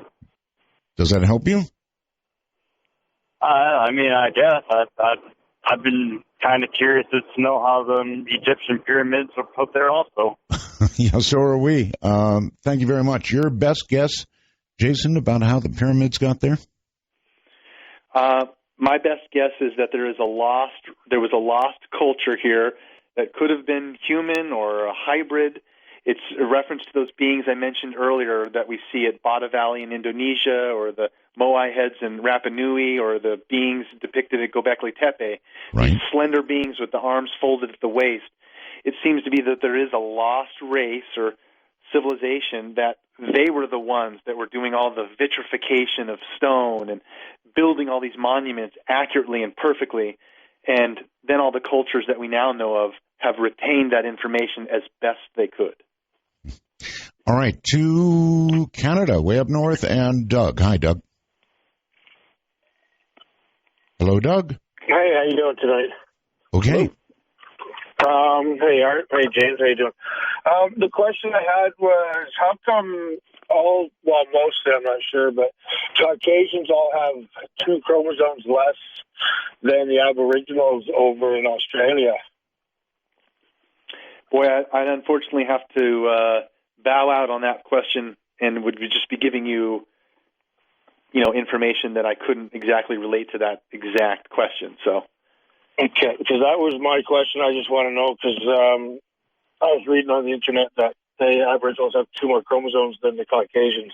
Gee, I wasn't aware of that. That's worth pursuing in terms of just knowledge. I'd like to know myself. Yeah. I thank you. And I know a caller earlier, my friend Mark, who brought up chromosome 2. I don't know if that ties into that at all, but again, our genetics, I think, the deeper we look in there, the further out we might realize we actually come from. You mentioned something earlier I've been curious about for a very long time, Jason, and that is so-called junk DNA. Right. I doubt that it's junk. I mean, whether it was God that laid it all out or an alien or whoever. We could be offending somebody by calling it junk. Right? Yeah, referring to it as junk DNA probably, I guess I don't buy that. It means something. Yeah, it's kind of like your tonsils. It does something. We just don't know what it is. All right. To North Carolina again, and Les. Hi. Hey, Art. Many Roswells to you. Jason, according to your the best math available, where would Planet X be coming from? And I'll take my answer off the air. Thank you guys. That's a really, really, really good question. If you were going to look in a direction, Jason, and you were directing a telescope to keep an eye out, where would you tell them to look? The southern skies. That's actually a great question because it ties into what I kind of wanted to touch on earlier, but hopefully for a future show we'll dive really deep into the whole idea of a Planet X and its current orbit because, everyone up to this point is plotting Planet X on an orbit that's just around our one sun. So if we think about the fact that we're binary, Planet X is probably, if it does exist, it's orbiting 2 suns. That's why it can go way out there and loop back around. There might be another gravitational field because of our second sun that causes it to swing back this way. Okay, just a basic question, Jason. Why can't we see the second sun? We can't see the second sun because we don't know where it is. Well, but a sun, by its nature, even if it's a red dwarf or not particularly bright, is bright compared to other objects, right? It Planets. is. It is, Art. It is. But when we flip on the telescope, there's like 2,000 suns and rogue planets floating around, and we don't know all of their trajectories. We choose and pick ones that are interesting to the scientific community and track it. But there's very large possibilities that we've already taken astronomical plates of the southern sky, and Planet X is in there, but we just don't know which one it is. Okay. All right. Let's go to California and Danny. Hi, Danny. Hi, Art. How are you? Fine. I just wanted to talk about maybe some of the other artifacts found that might support some of the strange buildings in Egypt, and just talk about a little bit more of some of the things that were found. Okay. Well, I'd like to make a comment then about Egypt, which is very interesting for our view of the past. There is a series anyone can rent or check out called the Pyramid Code, and it was produced by an awesome lady named Dr. Carmen Bolter. And what this shows in the Pyramid Code is the fact that the Egyptian culture, the earliest Egyptian cultures, existed in a matriarchal state where we're now in a patriarchal state. What this means is there was a time in the earliest Egyptian dynasties where they were in complete harmony with nature. There was a balance between male and female, and it wasn't this male-dominated society that we have today. And so a lot of the a lot of the hieroglyphics and various scenes depicting ancient Egypt in the early dynasties are not viewed correctly through our current patriarchal male-dominated state. If we could understand the context of ancient Egypt where there was more of a balance, there are things that we just don't understand. And let me give you one little example. We think we have 5 senses. The Egyptians, the early Egyptians, believed in 360 senses.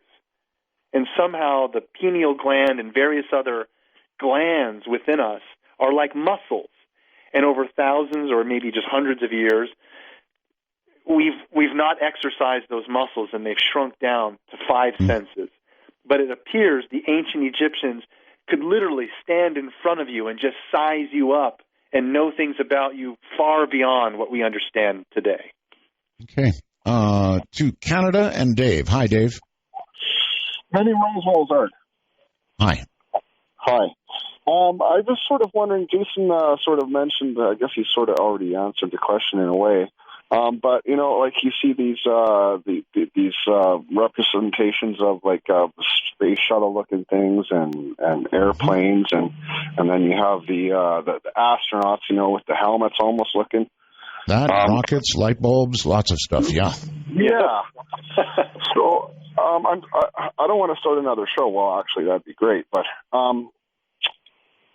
do you suppose that the military maybe has like, say, back in the 60s or something, has some sort of time travel technology where the space men that we know today could possibly be what they saw back then, like that they might have traveled to the past? What a fascinating question. That's a good one. What a truly fascinating question. Thank you. Yes, they did draw these things that we have today. So could that be a function of time travel? Something they observed from perhaps our relatively recent future? Yeah. I mean, in other words, by the time we create time travel, some of these things would be seen back then because we caused it to occur. Jason?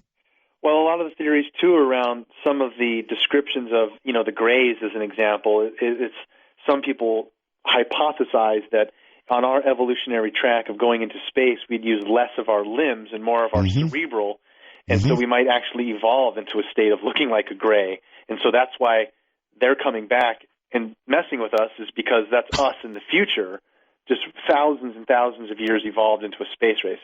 Not sure about that, but I do think it's an interesting idea to look at it from the idea that, yes, time travel, I do believe, is something that we have access to now. So why wouldn't we have also gone back into the past and flown around and done stuff and, yeah, I mean, if that's the case, it makes sense that ancient man very accurately was depicting us using conveyances of flight with some type of time travel device slapped on the wing or something, you know? Could be. Brandon in Canada. Hello? Brandon, hello. Okay, I never heard you say my name. I was listening about your talk on the Bible, and are you aware that the Bible talks about in Revelations the asteroids that are going to be the weight of a man coming down, the powers of the heavens being shaken numerous times in the New Testament, frightful sights in the heavens, another flood coming. Well, that would be the return of X. Yeah, that's what I'm saying. The Bible is full of, throughout it, that I've read, references to everything that you're talking about tonight.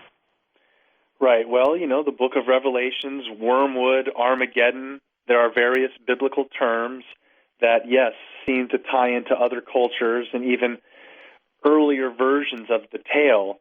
But as we get more clarity into the topic of Armageddon, I still, for me personally, don't fear or think that it's coming on its way, simply because of all the evidence that we're finding scientifically, like this larger cycle of time that lasts 24,000 years, and the ancients, like the Mayans and various other cultures, tracked it. We're only here for a speck of time, and I don't want to be too hubristic to think that within 100 years it's all going to go down. Okay. Illinois, Lauren, hello. Hey, how's it going, Art? Fine. I was wondering if Jason thought ISON and Planet X had some sort of connection. ISON and Planet X? Yes, I think it's interesting that a lot of comets have a very similar elongated orbit, similar to what Planet X's orbit is, where it extends beyond our solar system and possibly passes through the Oort cloud, which is essentially another asteroid belt just billions of miles out there. So, you know, whether it's Planet X or a comet, you know, there could be, and there's science behind this, the term nemesis, someone can Google it, but there's research to show that the asteroid belt that's out there, the Oort cloud, could be maybe Planet X, or comets somehow dislodge debris from there and periodically bring them towards us. And that's possibly what could have killed the dinosaurs. Yeah. Does the fact that ISON is now becoming visible and becoming close and will make a close pass to our sun, does that mean that X may be close? I think if we see an influx of more solar activity of objects and debris coming into the inner solar system, yes, I think that should raise a concern. Because, you know, if there is a large planet, it's going to have a lot of debris and comets that get stuck into its gravitational pull in front of it and behind it. And so my gut tells me that if we were to start to see more things being reported, then that might raise an eye for concern, or it could be that our near-Earth asteroid program is actually kicked into high gear and they're actually doing something now. Or maybe, but we get an awful lot of reports, Jason, of that go about like this. Yesterday, astronomers tell us Earth had a very close encounter. Right. I know. And I hate that. I mean, yesterday, not good. Not good. So you think a lot of things like ISON. There was another comet, by the way, that blew up recently, in the atmosphere? A few days ago. And so we are getting quite a bit of this sort of thing, and you actually think it could indicate Planet X is somewhere nearby. Well, you know, again, I don't think Planet X is nearby from the simple point that our amateur astronomy community would be very astute at seeing something 4 to 8 times the size of Earth, let alone a comet. But I just think that if there was an influx of debris all of a sudden being noted hitting the sun and us, then we should look harder. That might raise an eye for concern. Yeah, yeah, we should look harder. All right, boy, a lot in Canada. Canada and Greg, hi. Yes, Roswell's to you both. Thank you. Jason. Thank you. I got a quick question. I'm curious about the pyramids, and could we not combine the technologies and find out if there's any? I was listening to their show the other day, EMPs. Is it possible? Electromagnetic pulse? Yeah, the white noise, the recordings of the white noise in the Egyptian pyramids. Oh, huh. So you're saying, could we start to detect resonance? Can we? Yeah, has anybody tested that at all? Not that I'm aware of. I'm pretty sure that someone has, but that would probably be more in the realm of, ghosts and paranormal indications like that. So while I find it fascinating, it's not something that I've pursued or would be able to tell you a line of research. It would give information on how their language is and the accent and how it's spoken correctly, right? No?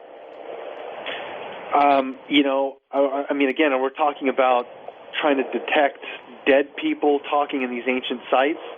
Yeah. Then yes, I guess it's possible, and that would be a very interesting piece to throw into the mix.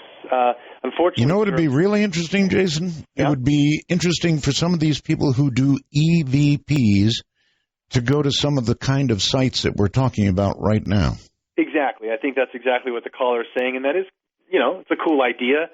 But I'd have to throw out there that for me personally, it falls into the line of evidence like channeling aliens or psychic abilities. Unless I have, with our current sciences, a way to test it, I can't do anything with it other than find it fascinating.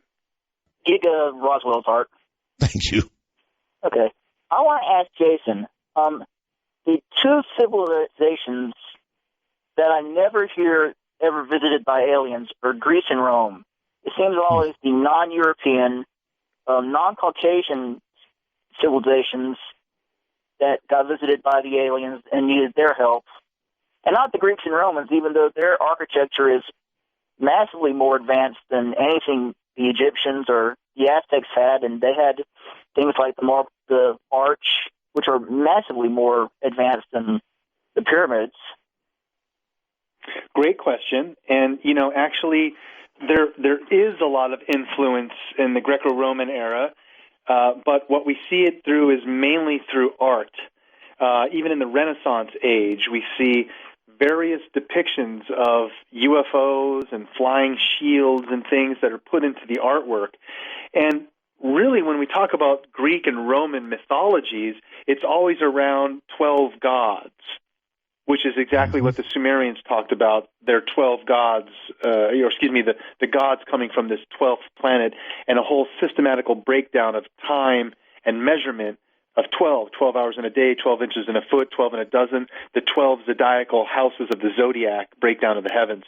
All of that comes from Sumer, and I think is spidered out to other cultures like the Greeks and Romans picking it up as well. All right. Illinois and Dwayne. Hi, Dwayne. Hello? Hello? Diane, I'm sorry. That's okay. I had a question. If we're truly binary, as Jason believes, is that what's causing the effect? And what effect does that have on the Earth? And is it possible that's the explanation for some of the catastrophic things we're having and the warming of the planet and that kind of thing? It's a good question, Diane, and I think all of them are connected to some degree. But how I'd answer it is this idea that there's this larger cycle of time based on a binary orbit is very interesting because anyone can even study things like in the Vedic ancient texts, they called it the yugas. A good friend of mine, Walter Cruttenden, who runs this thing called the Binary Research Institute. It's another thing you can Google, the Binary Research Institute. But there's a good amount of data that shows there could be a very interesting connection between our binary orbit and that when the suns are at their closest, we seem to be here on Earth. Maybe it's because of the energies of the sun or it's something we don't understand. We're very highly evolved. When the suns are at their farthest point, we seem to be in the dark ages. There is a lot of good research to suggest that this is the cause of why we have a rise and fall of civilizations here on Earth is because of this connection with our binary orbit. Okay, like I said, I was just wondering if this is, how they're saying global warming and all this. Could that be explained? Because how the moon affects tides, could the sun also affect the Earth in other ways? You understand what I'm asking? I think I understand what you're saying, and there's a lot of people out there that look at like spots on various planets and see like an upwelling of energy and think that there's a connection or various planets are heating up. I don't know what that could be, other than maybe it's because our suns possibly are they're on their way being closer together. And there's this buildup of energy that's already starting to take place, and it's going to continue to expedite itself over the next few thousand years. All right. Gene in Pennsylvania, you're on the air. Hey, I was just wondering what was your take on star seeds and, their whole ploy to be sent here to help the humanity transition into the new age. Okay, well, I definitely am a believer that there is a hybridization project to some degree, maybe with more than one alien species. I say that with a somewhat degree of confidence in that if you took this to a court of law, the amount of evidence to stack up in that people who have been abducted, creditable people too, claim to, around the world, have encounters aboard a spaceship where the woman clearly knows that the being has brought her a child that came from her, but it's not completely human. Over and over, there seems to be some type of intervention with us and alien species to interbreed us. Who knows for why? I couldn't even tell you. Okay. Ron in Colorado, you're on the air with Jason Martell. Hi, Art. It's great to hear your voice again after all these years. Thank you. You're welcome. My question is, whatever happened to Hale-Bopp? I know it came through. I watched it in the summer of '97, just as clear as a bell with the two wings, and it did bear a striking resemblance to the glyph of Nibiru that was in Sitchin's books, and I read them all. And I just wondered whatever happened to that planet. Where did it go? I mean, we should have seen it on its return. Yeah, the comet. We should have seen it on its return. I think it's got a longer return time than that, I believe. Right. Jason, Yeah, I think, sir. Again, I'm not accurate, but I would say that Hale-Bopp's comet was similar to Nibiru in that it was very elongated and is probably not going to come around into the inner part of our solar system for a very long time. Let's say it's on a 3,600-year comparable orbit to Nibiru. Wow. It might not be around for a long time, but I can't be extremely accurate to tell you exactly when that would be. But I know it has an elongated orbit, so it's probably going quite a distance out before it'll return. All right. Jesse in Utah. Hi there. Hey, how's it going, Art? Just fine. I was just curious. The Bible, a lot of stories in the Bible, they seem like fantasy, but when you add hold it. Turn your radio off, please. Sorry about that. When you add in the fact of extraterrestrial beings, the stories make a lot more sense. I was just curious if maybe chances they just left out, aliens basically out of the Bible. Well, sir, I think it's just a different slant on the term alien or angel all throughout the Bible. Ezekiel seeing wheels within wheels, Elijah being taken up to heaven in a whirlwind, Moses on the mountain having this interaction with a burning bush and this energy source up there. I think what it is just a different interpretation of what we would today call alien. Back then, they simply used the term God. But I think this is all a factual case of what took place in the past, but they didn't understand a spaceship or a space shuttle, so they gave references to things around them, like a burning bush or a chariot in the sky. Okay, very quickly, Ron in Canada. Hi, it's a privilege to talk to you, Art. And thank you. Years ago, my wife and I went to Chichen Itza, and before they closed the pyramid, and I climbed to the top of Chichen Itza and spent about 45 minutes up there just observing the landscape and getting the feel of what it was like up there. And you couldn't help but feel and wonder what really went on there. Like, they had an observatory there, and on the top of the pyramid, there's the little tomb or the small room that was up there that was really insignificant to anybody who really didn't know much about Chichen Itza and the pyramid there and stuff. So I'm just all right. wondering. Well, we'll have to hold it there, I'm afraid. Jason, we are absolutely out of time.